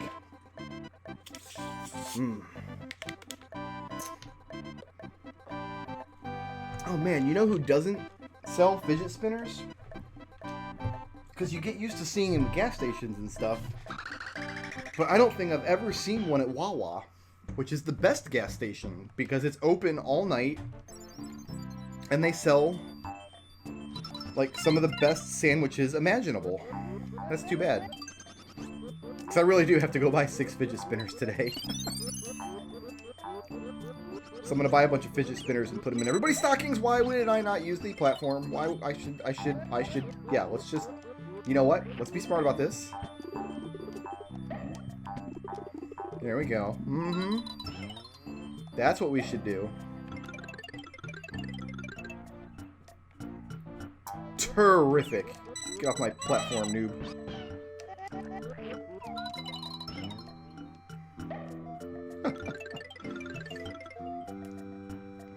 So I'm going to tell a story about Yoshi's Island now. Because I remember, I told you guys I bought this game when I was in high school, 1995.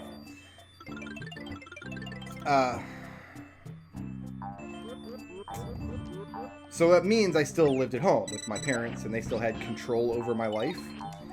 So Yoshi's Island's kind of a long game. I mean, I'm blowing through it in a couple hours because I'm like not doing anything special in the levels. We're just kind of running through it. But the levels are enormous. We're seeing probably a little over half of every level. There's so many secret areas to find in this game. So it took me a little while to complete it, to get the full 100%. And I didn't really want to like just beat the last boss and be done with it. So it took me a little while to get the 100% on, oh my god, that guy almost got me, on the first 5 worlds, and then we got to world 6 and I got 100 points in all of the, I think we can stay in here safely. Okay, he's not gonna come over here. Okay, good. Are we good? We're fine? We're okay? Anyway, I had the last level left, and I was playing one night, and the last boss is a little bit different from everything else in the game. Like, I have no trouble fighting the last boss now, but the first time I fought him, oh my god, he gave me so much trouble. I was in my bedroom yelling and screaming. It was, like, really upsetting. And eventually, my mom poked her head in the room and was like, all right, you gotta go to bed now. It's bedtime. So, that made me even madder, because now not only can I not beat this stupid impossible boss, but now on top of that, I have to put the game up and I can't even try again until the next day. Well, the next day, I got grounded.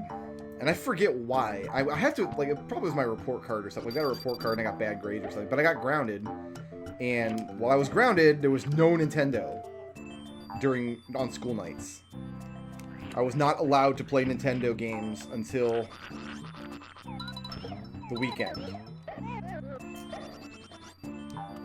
And oh my god, I had a meltdown. Because now I have this stupid boss, this stupid impossible boss that I can't kill. And I can't even try again to fight him for the whole week. Because I got grounded because I didn't do my homework or whatever.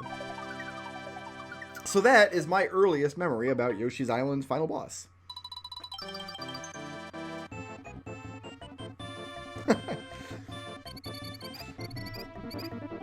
I wonder if that's when I started completing games and then going back to do the full hundo afterwards.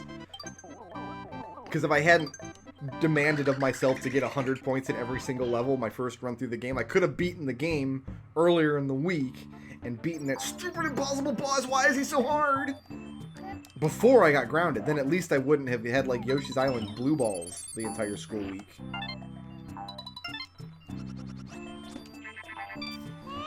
Man, why do they even want this kid? Like, what are you gonna do with the kid? Nothing illegal, I hope. Also, you live in a lava cave. That's dangerous. Especially if you're going to try to raise a small child as your own. How do we know Mario wouldn't really like to have a life as a bandit? We don't know. He might really enjoy it. He might be into it. Nope. We can get over that. In fact, I think we have to get over that. Yeah. Yeah.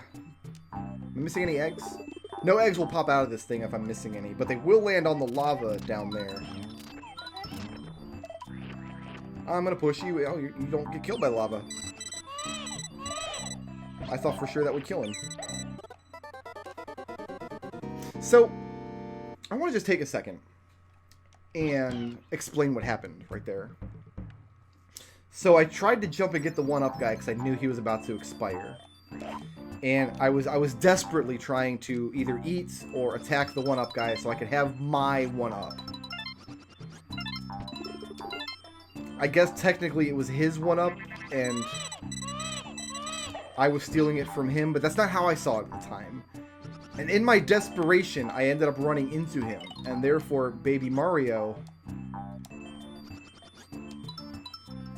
I'm glad that guy finally jumped in a hole. Good God. So in my desperation, finally Baby Mario was going off to the left, but I still needed to get the 1-up guy. So I tried to real quick cycle my thumb from right to left so I could hold right long enough to eat the 1-up guy, but then be facing left to go chase after Baby Mario. And the game interpreted that as, oh, you must want to go down, because my D-pad is just a touchpad and not actually buttons. So that's our dissection of what happened there. If you needed a dissection of that. Maybe you didn't, but like I say, I want to do more analytical stuff in my YouTube videos. So there's a taste. There's a taste of what's to come. My God. Something's very wrong with me. Alright, get wrecked.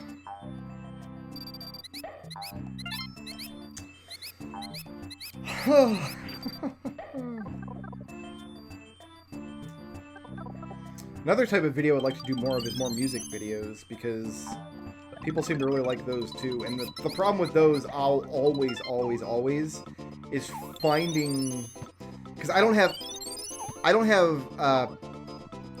access to actual... Why can't I jump this? Because I keep banging my head. Hold on, let me... Let's do this. There we go. That's what we need. Okay. I don't actually have access to musicians, and I don't have the money to commission any, so I don't actually have the ability to, like, get quality music for when I do karaoke videos. Like, I've got the We Didn't Cast Faraga one. I want to do more stuff like that, but I don't have the ability to make the musical background for it. So what I have to rely on is finding like a karaoke version of the song and downloading it on Amazon or something, which means that I don't monetize the YouTube videos because I could get a copyright claim or something. Hasn't happened yet, but it might happen. I don't know. So I'm really restricted in what songs I can even use. Like, I've got one that I would love to make a video for that I might have put it on SoundCloud and shared it on Twitter a couple of weeks ago. What's the background doing here? Oh, it's a fuzzy level. I guess the fuzzy levels have different background graphics that the emulator doesn't handle as well as the hardware, is my guess. But yeah, I've got so I've already recorded kind of an in progress, but it's such bad quality because the first two music videos I did, the Final Fantasy one and the Ocelot one, God, I love Ocelot, he's just so much man.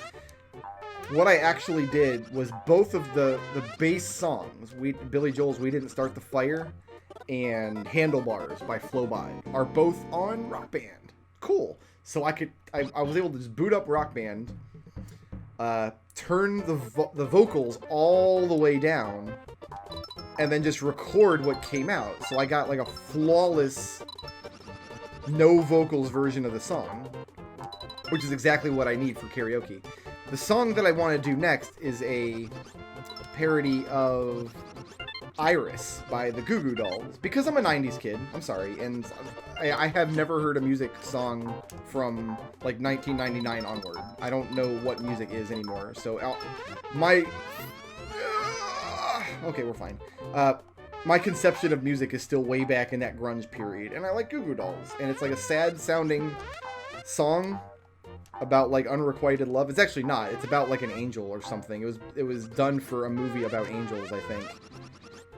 And about how, like, the angels trying to fit in and be human and whatever. But the song is built all in metaphor, so it's not like... You can listen to it and apply a bunch of different topics to it.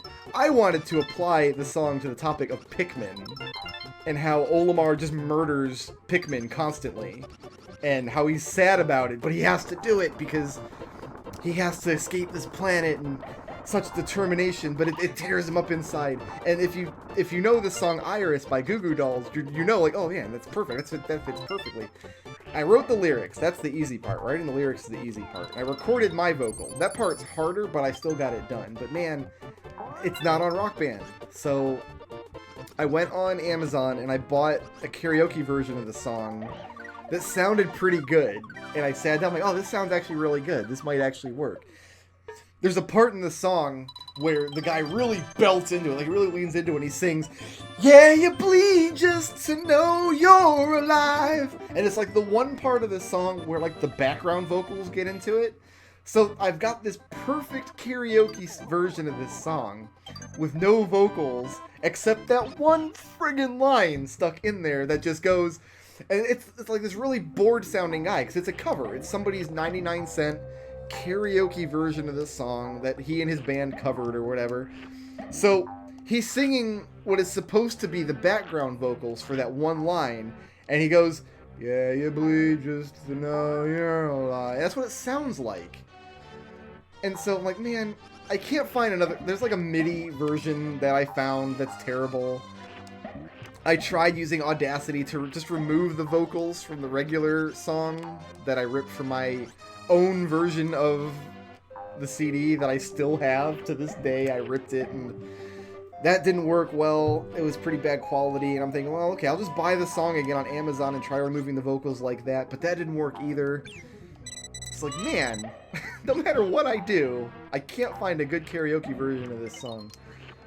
And then even if I did, then it's still, well, I gotta replay Pikmin now. And I love Pikmin. I really enjoyed my time with it. But I've played it twice. I played it once as a test play, and then I played it again as a let's play.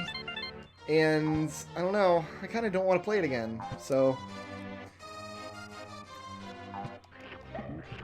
See, I wasn't happy with the audio quality on it. Unfortunately. So I don't know if that video will ever get made. It's a good song, though. Like, I enjoy it.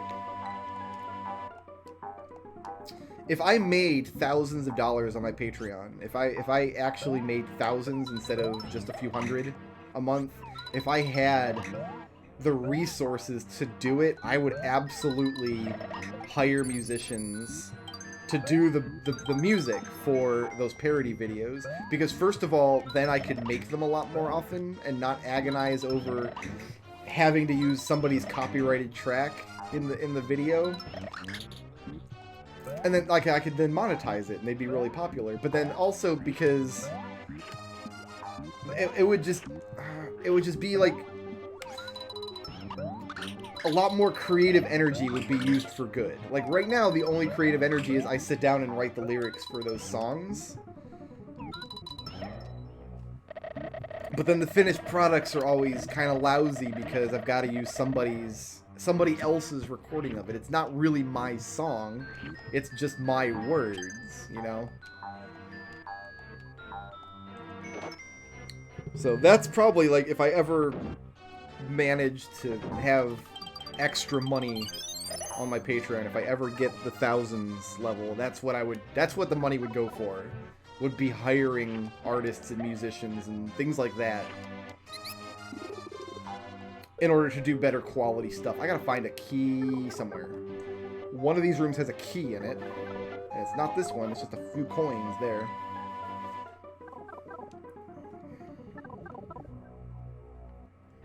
In case you're wondering, my line in my version, the Pikmin parody, instead of, yeah, you bleed just to know you're alive, the line would be, yeah, your screams haunt me all of my days. Because Pikmin literally scream when they die, and it's freaking terrifying. They go, ah! That's what they sound like. I think we just gotta go all the way down. Oh, maybe this is it. Maybe we gotta kill this thing. I kill you now. Hello. Sorry, Salvo the Slime. There's 3 instances of a boss character. Oh, God. I don't think he has any way of giving me eggs. We got to go get eggs from somewhere and then go back in there and not lose them all. Yeah, I think that's one of 3 instances of boss monsters. This is convenient. So one was the 2 little mildies, the marching mildies, in that one level we were in. And then the last one is this boss, Tap Tap the Red Nose, makes a... I can just save my eggs by doing that, by throwing it, letting it bounce a few times, and licking. Yeah, Tap Tap the Red Nose makes a repeat appearance in the very final dungeon. Although I guess you could argue that all of the frogs in the game count as boss monsters, because Kamek doesn't make a big giant frog for you to fight. He puts you in the belly of a regular-sized frog. So every regular-sized frog is technically a boss monster if you look at it in a particular way.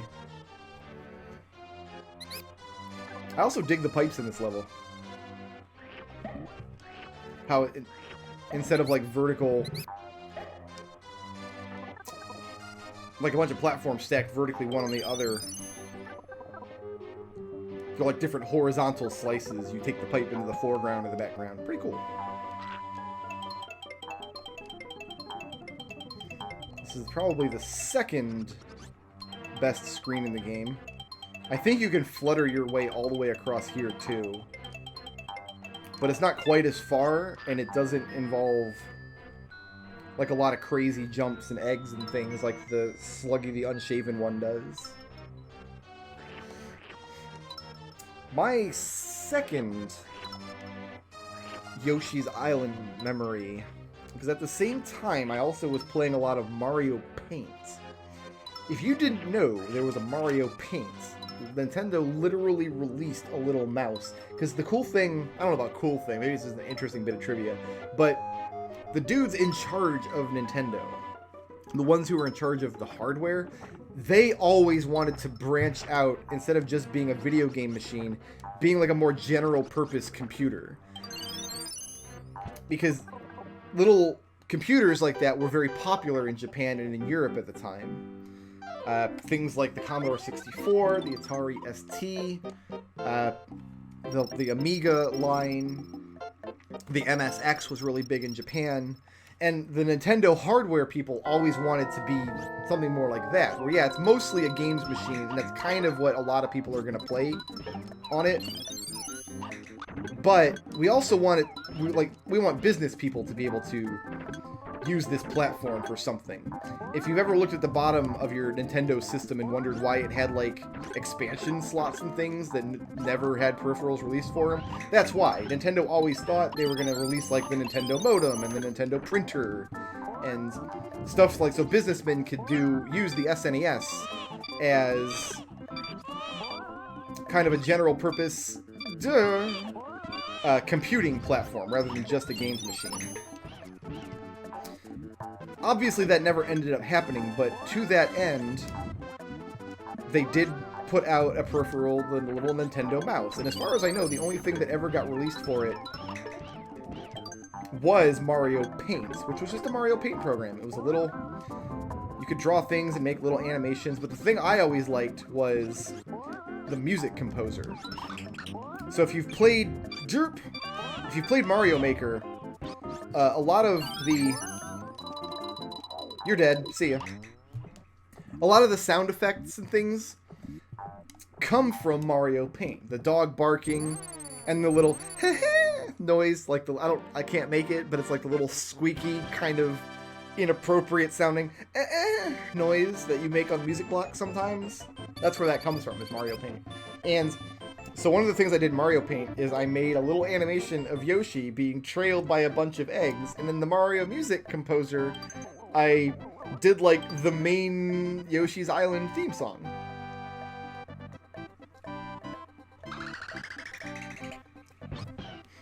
And I was very proud of myself. I don't care if you don't think it's impressive. The very long cave. There's a bit of technical wizardry in this level, because there is a limit to how big Yoshi's Island levels can be. They can only be a certain length, they can only be a certain width. So they wanted to do a cave that was longer than any level in the game, but obviously they couldn't go over a certain height or a certain width. So what they did is they used the screen scrolling here to kind of cross over parts of the level, to give it the illusion that the level was much, much longer than it actually is. And I'll point out some of those crossover areas. I don't hate this level, but yeah, big scrolling level. Yeah, like see, maybe right here? Like later we're going to come up from that other path down there in a different direction because the screen will turn around. So we're going to use all of these paths. Right now we're going to go straight down, but later we'll go left to right through that little corridor up there. So that's how they made the very long cave.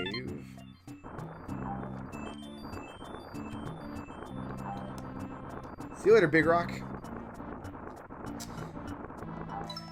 Years later, somebody put out like a little freeware platform that was kind of an expanded version of the Mario Paint music composer. And it's cool. I mean, you can go on YouTube and spend hours listening to pretty much the Mario Paint version of any of your favorite video game songs, you know, if you want. But it's kind of outside the spirit of the Mario Paint music composer because it keeps the same sounds and things, but it gives you a lot more control over what you can do with them. Like, it gives you...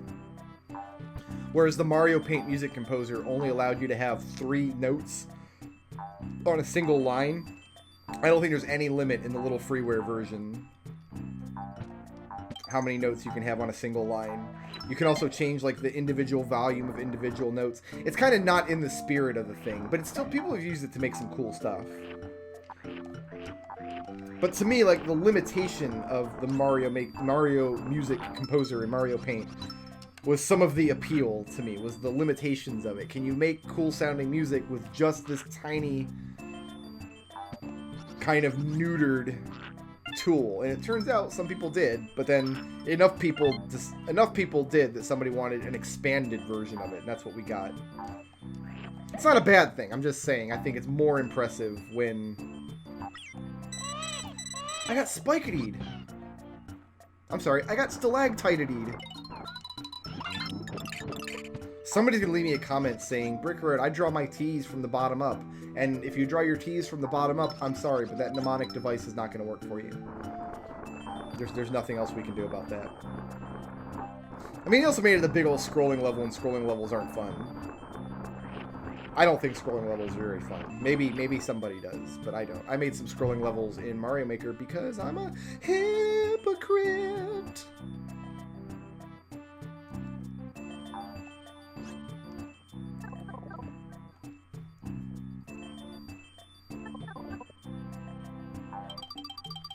I mentioned a couple hours ago now that I used to work with my dad at our church. He lived on property as church manager, and one of my jobs was setting up chairs in the auditorium anytime they did a musical like production, anytime they had like a play or a musical, anything really. And I remember our music director at our church, we hated him. He was just an absolute jerk. And every time I use the word hypocrite, I remember, I don't know if he wrote some of this music. I suspect not. I suspect there's like Christian music resources where if you work as a music director in a church, you can like, I guess now you download them on the internet, but at the time you get them like by mail order or something, and it came with songs that you could perform for your congregations. I suspect that's the case, but I kind of hope that's the case, because otherwise it means this man wrote this song, which was terrible. So it's just this really cheesy, Christian-y song called I Don't Want to Be a Sheep. And the lyrics were, I don't want to be a sheep, bah. I don't want to be a sheep, bah. No, wait, you did want to be a sheep, because Jesus was the shepherd. You said, I just want to be a sheep. Then you baaed, because a sheep makes a baa noise. Yeah, that was it. I just want to be a sheep. And so you repeat that a couple times, and then you go, because a sheep is really neat. Bah.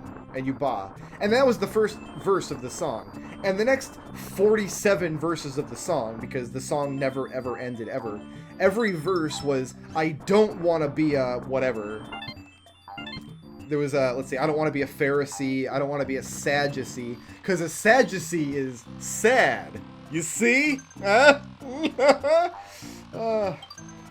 one of the verses was, I don't want to be a hypocrite. Because a hypocrite's not hip with it. That was the song. Like, I could think of much better reasons why you wouldn't want to be a hypocrite than a hypocrite's not hip with it. But every time I use the word hypocrite, I think good old... I almost said his name. I'm not going to say his name, but a good old music director guy. Yeah, that guy was kind of a jerk. I remember we did not like him very much. There was a lot of drama, man. I don't like... Most people who go... I don't go to church anymore. I'm a friggin' atheist. I don't believe in anything. I think you just rot in the ground when you're dead and everything's... I'm sad, you see, like that.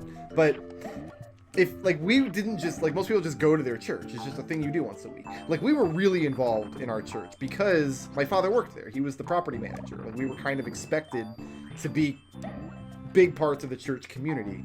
Oh, this friggin' level. We're gonna be stuck here for a minute, I think. I'll try not to be stuck here forever. But yeah, we were part of like the church community, and if you've never been part of like a big church community like that, there's so much drama. Like, you can probably imagine, because there's drama on Facebook and stuff, but most people think of churches as a place of like good people doing good things, you know, like, but, and it is that. I mean, I'm not saying it's not. I mean, good people do go to church and do good things. Up here? Shoot. I thought a thing would drop down. A thing did not drop down. But this guy was always embroiled, and I found out years later that it was worse than I thought at the time. But yeah, he was always embroiled in some kind of weird drama with somebody. But yeah, every time I use the word hypocrite, I think of that stupid song. I hope it was like a mail order thing, like he sends away for it and they send, like, I hope that's the case. I would hate to think that this guy wrote...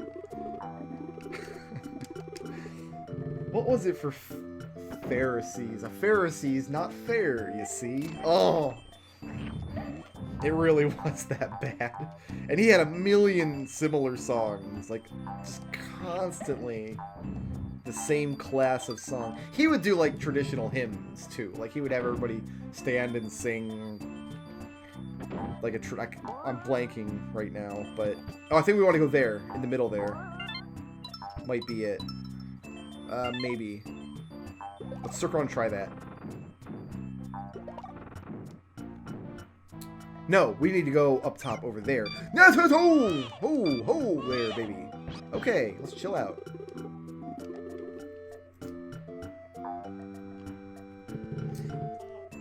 We got in trouble at church once because, again, we were kids at the time, but we were expected to be a part of the church community. Our family was, and I'm making this sound terrible. I'm making it sound like I was a member of a cult. It's nothing like that. I realize it's sounding bad now that I'm listening to myself. No, it was a normal,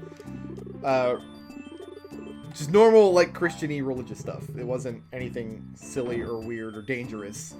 Our family was, because my dad was a church employee, we were big members of the community. But we got in trouble one year because all the kids, if your folks worked at the church for some way, like, you kind of got drafted into, we were ushers in the Christmas musical, and our job was to greet people as they came in, and then kind of just stand off to the side. Well, we wanted to go there, didn't we? Shoot. Kind of stand off to the side during the production in case anybody needed help, like a little old lady needed assistance going out to the bathroom or something. That was kind of our job. We were 10, 11 years old. That's something we could do. We couldn't screw it up. And then at the end of the production, we had a role. If we... Actually, we might want to go over here. No, give me that back. That's mine. Now I'm going to eat you.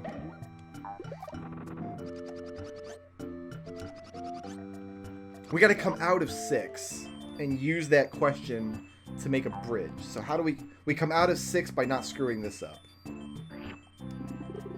Okay, so yeah, at the end of the production, we had a thing where we went up on stage and we held up a candle as the last lines of the song were fading away. It was like the big finale of the production. And I remember during rehearsals, like, he would conduct us. Like, I think he thought he was a conductor, like a music conductor. He wasn't. But he would always just have this just look of ecstasy on his face. And it struck us as so fake. Like, come on, man, really? But anyway, I remember the first day of the production, we did it, like, I think we did 4 shows over 2 weekends around Christmas time. But the first couple shows, me and my brother and our friends, when we were going from... this is where we want to be. When we were going from being ushers to going up on the stage, we forgot to grab our little candles. Ah, damn it. Now I'm up here. Okay, let's try that again. So instead of holding up candles during the production, because we're out on stage now, like we're standing right next to the stage, we don't have our candles. We're like, oh crap, we forgot to get our candles. What are we gonna do? It's like let's put up our thumbs. So we got to the production.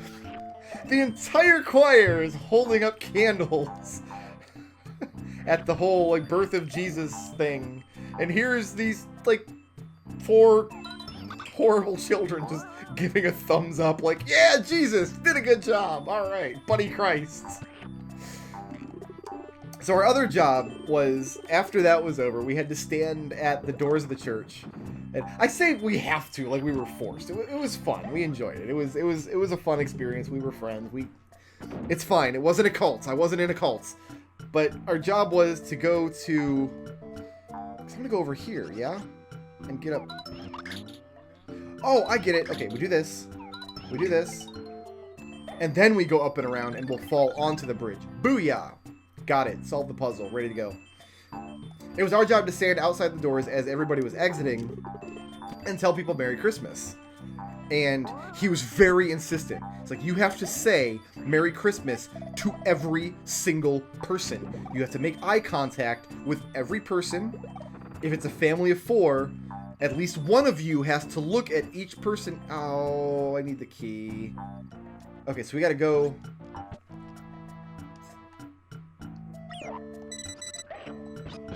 Oh, that's right. We gotta throw 2 eggs here. One to break that.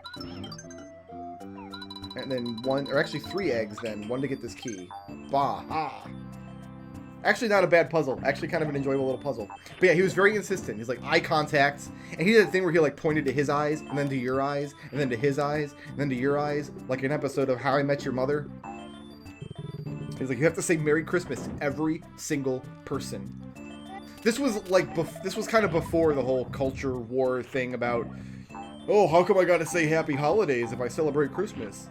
I'm sure he's that kind of person, but this was before that whole culture clash, so I don't think that was why he was so insistent we say Merry Christmas. I think he just wanted everybody to feel like they had like a little personal touch at the end of the production. Like, he wanted every audience member to feel like, oh god, that's bad.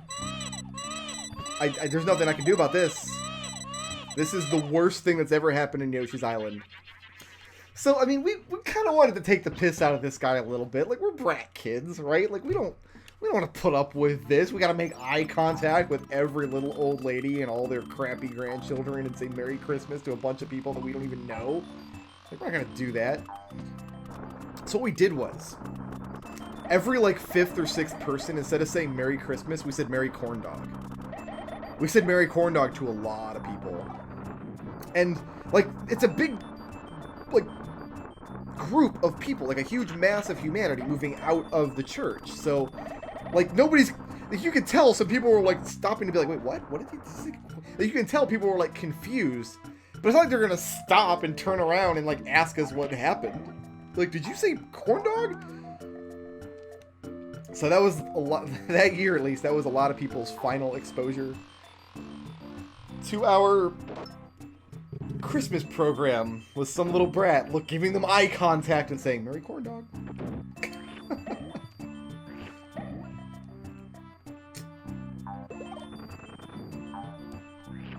Anyway, I don't talk about my old church experiences very much, and I think it's probably because I don't believe any of that anymore. I grew out of all of that. I'm an atheist now. I believe in Santa, and that's it. But it was a good time in my life. I look back fondly on those memories. Although, the couple times I've run into people from the church, from those days, have been very awkward experiences for me. I remember once, my mom and I were eating at a restaurant, and we hadn't seen each other in a while. I don't know. I don't remember why we hadn't seen each other in a while. I think this might have been after my grandfather died. Like she had spent a lot of time in Ohio dealing with some family issues after it might have been something like that. I don't remember. But we hadn't seen each other in a while. We were catching up over lunch, and somebody from the old church days rolled up and was like, "Oh man, Ricky, how you doing, man? Thanks." And I did little pleasantries, like, "Oh yeah, hi, thanks, yeah, glad you're doing good. Okay, good to see you, bye." But like, they didn't leave. They like wanted to hang out at the table and have a conversation. And like, I'm not really into that. I'm here with my mom, and you're making us weird now. So that happened once. I am terrible in social situations like that. I have no idea what to do. I really don't. I have the social skills of like a lobster. So whenever I get into an awkward situation like that, I just ignore it and hope it goes away. And eventually it did. Like, she just left. She just walked off. She saw that, oh, we're not gonna catch up with this guy that I haven't seen in years that used to go to our church. I'm sure she went home and prayed for me. Oh, okay, we're out of the cave puzzle level. Whew.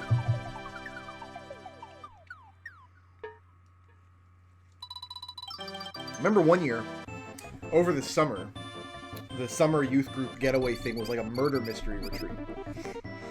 And even then, I must have been like 12 or 13 at the time, but even then I loved solving puzzles and mysteries and things. And it was a whole like scripted thing. Like everybody had to play a character, and you had a schedule. Like you'd get a schedule with some times on it, and you'd have to show up at a certain location at a certain time and do some lines and act out this little skit. And you'd have to, during downtime, you have to talk to other people at the event. We all knew each other. They're all people from our church, so it's not like we were dealing with a bunch of strangers. But and try to like figure out like what was the solution to the mystery. Like some people were getting murdered. Who was getting murdered? It was probably that little metal man guy. Why not? Or hopefully the goat mom from Undertale, with any luck.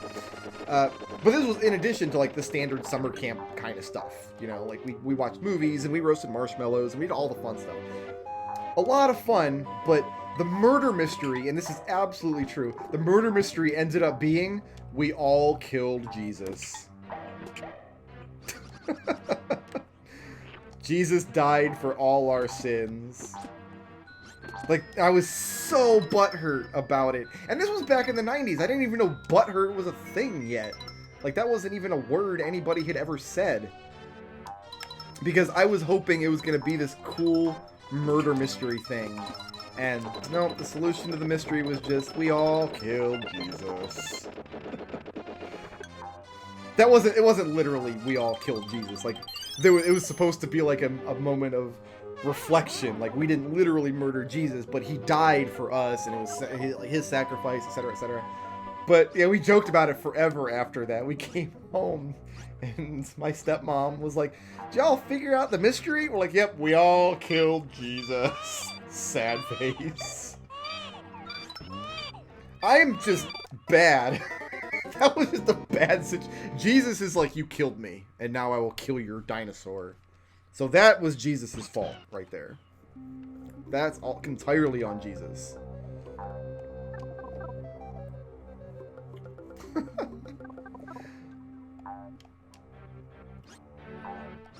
remember playing a lot of chess at one of those summer retreats for some reason. I don't remember why now.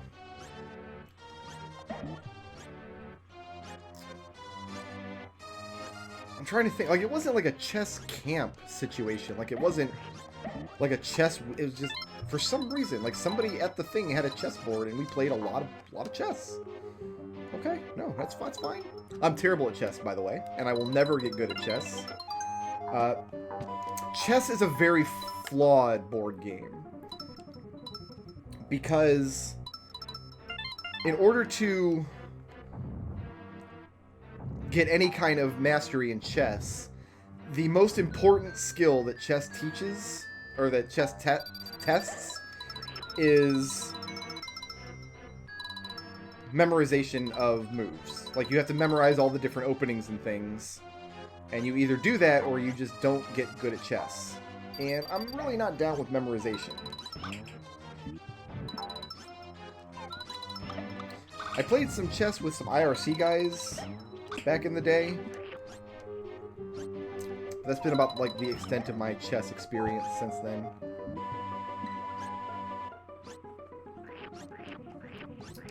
Oh, and I think I checkmated Tyr McDole once in Tabletop Simulator.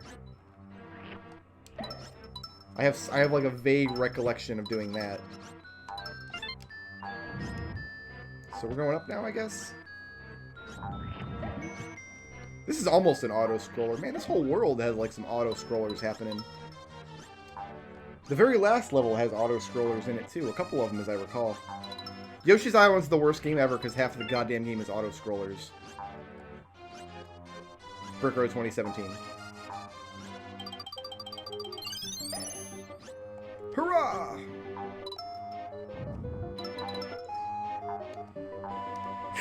Alright, I think we're done here. This isn't even a boss level. This is just a random castle that they gave us.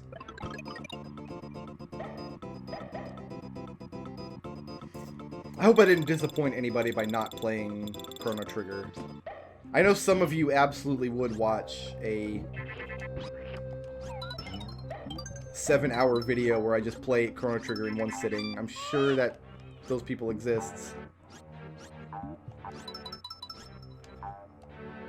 Maybe someday. I'm gonna do the holiday contest thing with my awesome party, probably on Twitch. We'll probably stream that. Because even though a lot of people are happy that I'm playing Final Fantasy VI, even though I constantly get feedback to the effect that I should play more RPGs, I'm still very, very skittish about playing RPGs on YouTube. Just there's something in my head that just constantly says this is not going to go over well. Nobody's going to like this. Brickroad, nobody likes you. What are you doing with your life? Hurrah!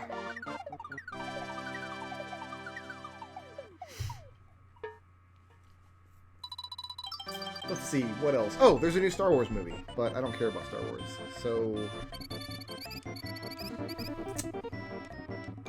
I don't think I need to say anything else. I think we can just stop talking and play the last level of the game in silence.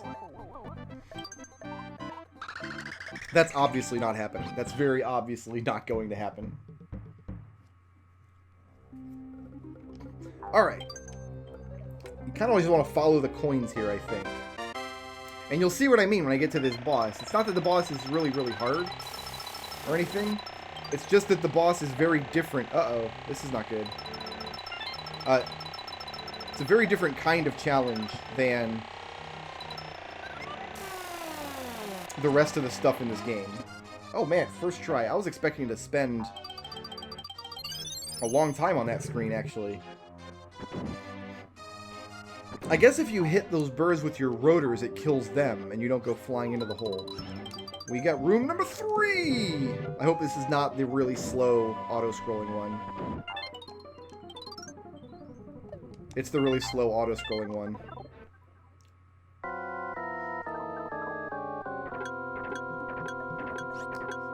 Oh my goodness. So yeah, Tap Tap the Red Nose is back. Except he's gold now and not silver. If there was lava, I would just jump into it. There is lava. Okay, cool. No problem. So hopefully we don't get room number 3 again. Let's try to throw the egg while 3 is on like the far side up there. Right about... Now! Ah! Room number 4. What's room number 4? Let's find out. Okay, not an auto-scroller. It's the giant corner. Like, room number 4, it's all the graphical glitches are here. It's disgusting graphic glitch time. And I got back the life that I threw around the lava, and then some. So there you go. That's... Get room number 4. This is the another forced auto-scroller. There's nothing we can do about this. We can just... We have to do something about this, so... The trick here is just to... Every time you get close to Kamek, he vanishes. Because he doesn't want Yoshi next to him.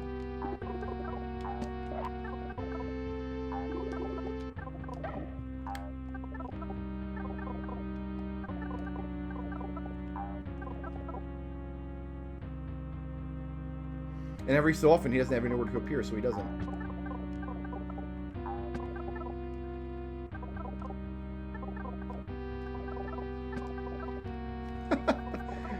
Just don't give him a chance to shoot you if you can help it.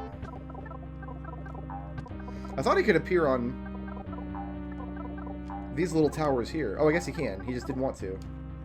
Maybe he's got a preference. He wants to appear on, like, 2 solid blocks. But he'll appear on 1 if he doesn't have a choice.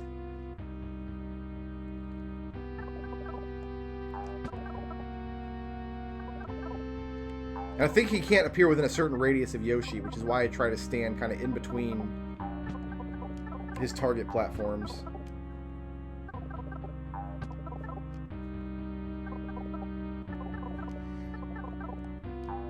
Hooah!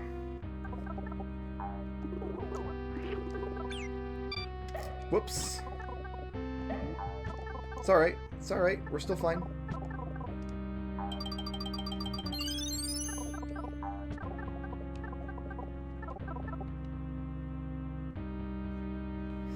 Big old boss door. I kind of love this first boss fight.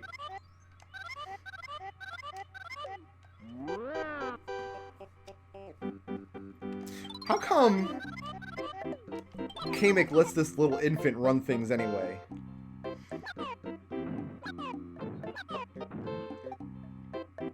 Like, he's not Bowser's dad or anything.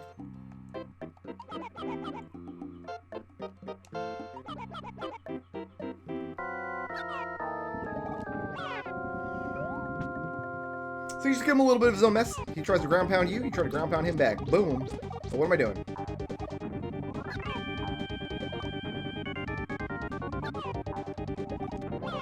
There you go.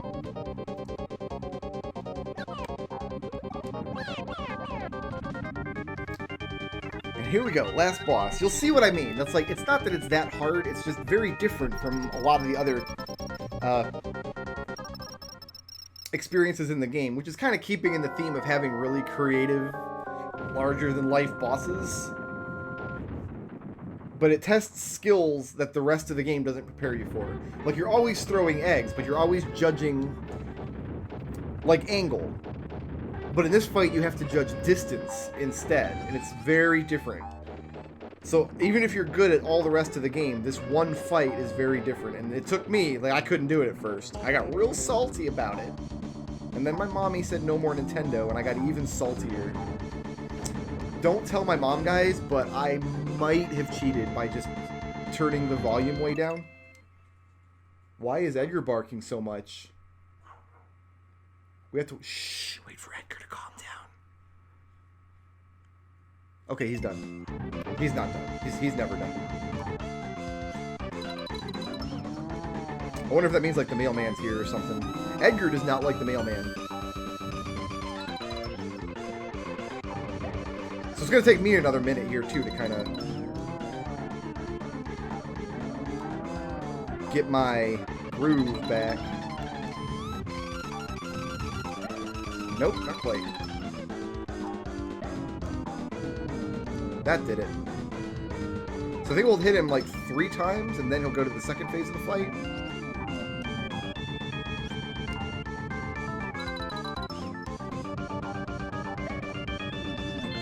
Got him again. Sometimes when he's charging it like that, your egg will just sail over his head.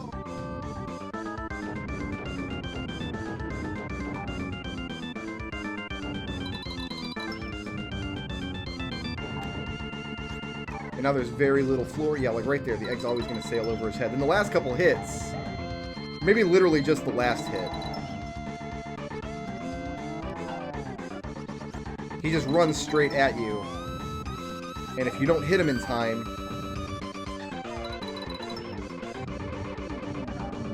it's an automatic game over. Which means you gotta kind of aim low. Uh-oh. Uh-oh.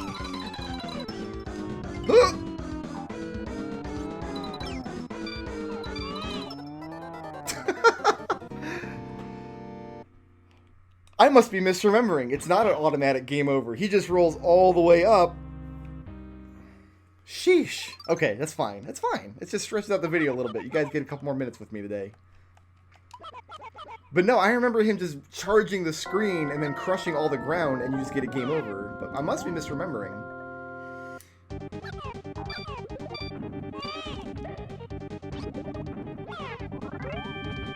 I think if we jump in front of him instead of behind him, we can get him to pop over our head.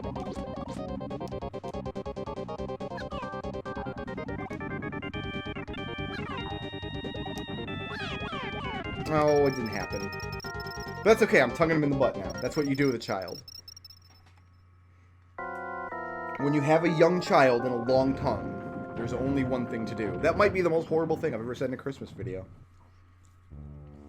That might be the most terrible thing anybody's ever said in a Christmas video.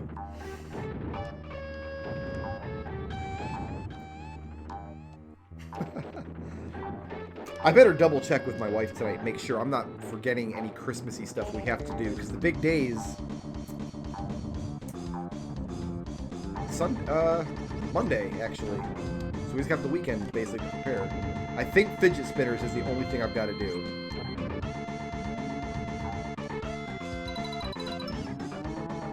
I think everything else is done.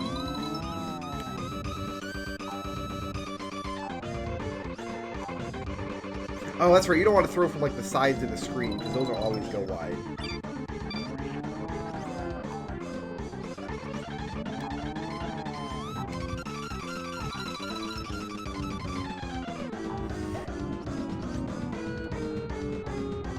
So this is your little sweet spot here.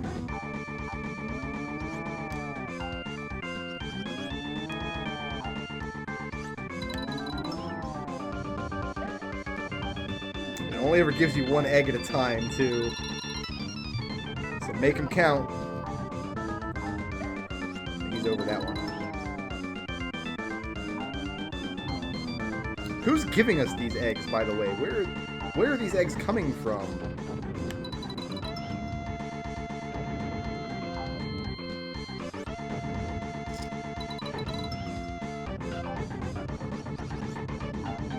Ooh, nice. I thought that was going to go straight over him. He should walk into that one. Not quite.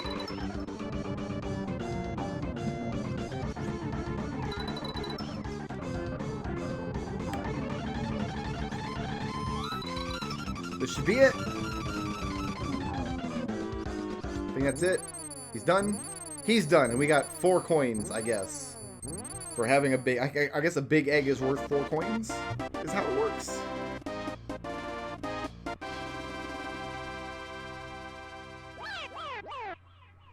So long, Bowser.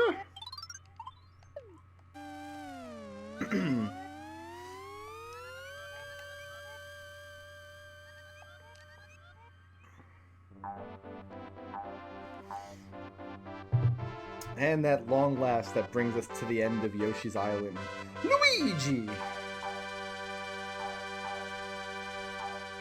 Yeah, don't untie the bird. Just let him dangle there. He's fine. Don't worry about him.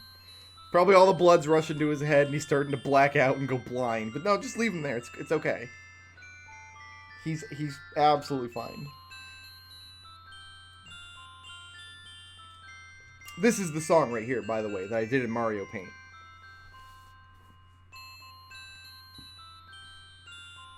You can only do like 20 seconds before it looped. Like, there was a severe limitation on it. Now, he's barking again out there. If it was the mailman, that means my Dollar Shave Club for Men is here. I'm so excited. It kind of feels good to be an adult and be excited by stuff like that. Oh man, new pants for Christmas. Woo! Matching socks party! I think my wife is getting a replacement sun visor for her 2013 Hyundai Accent. I think that's what she asked for. Oh, the glitchy though. Oh, that's a shame. This ending is so beautiful, but the glitchy makes it look... Actually, it looks like he's kind of flying at warp speed. So we get to enjoy the serene music of this glitchy ending with the incessant sound of my dog barking in the background. How wonderful. Okay, so now I don't have to Let's Play Yoshi's Island ever. My plan has come to fruition. See, I was kind of... When I asked Twitch chat about it, it kind of came down to this or Donkey Kong Country. We played around with the idea of doing knit stories, but I ended up not. I guess, like, I would have to spend a few weeks in, like, submerged in the knit community in order to get a good sense of what the modern knit stories games feel and look like what the good ones are. Because I wouldn't want to do a Let's Play of knit stories and just end up playing just, like, the stuff that comes packed in with it like everybody else does. I mean, obviously you don't eat the mushroom, but then outside of that, I'd rather do some... Like, what's the current state of the Knit Stories community now in 2017, if there even is one? I mean, Knit Stories, you're going back 10 years now, my goodness.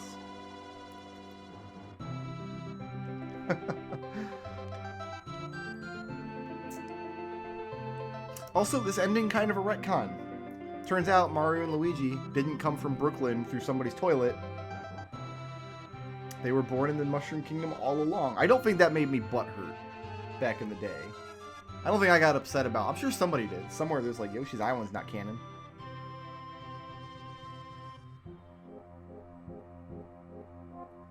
Also, the music's not synced up properly. The whole ending is ruined. I'm sorry that I've ruined your Christmas by showing you the glitchy emulator ending of Yoshi's Island. I hope you guys will find it in your heart to forgive me someday. Guys, I really do hope that you have a great Christmas and a great New Year's. I hope you plan to hang out with me on Twitch on New Year's Eve. I'll be up there playing something. I hope you plan to come around and hang out with us early January for AGDQ. And I hope to see you all back here on YouTube in 2018, playing more video games, enjoying life. I'm Brickroad. Peace out. Merry Corn Dog.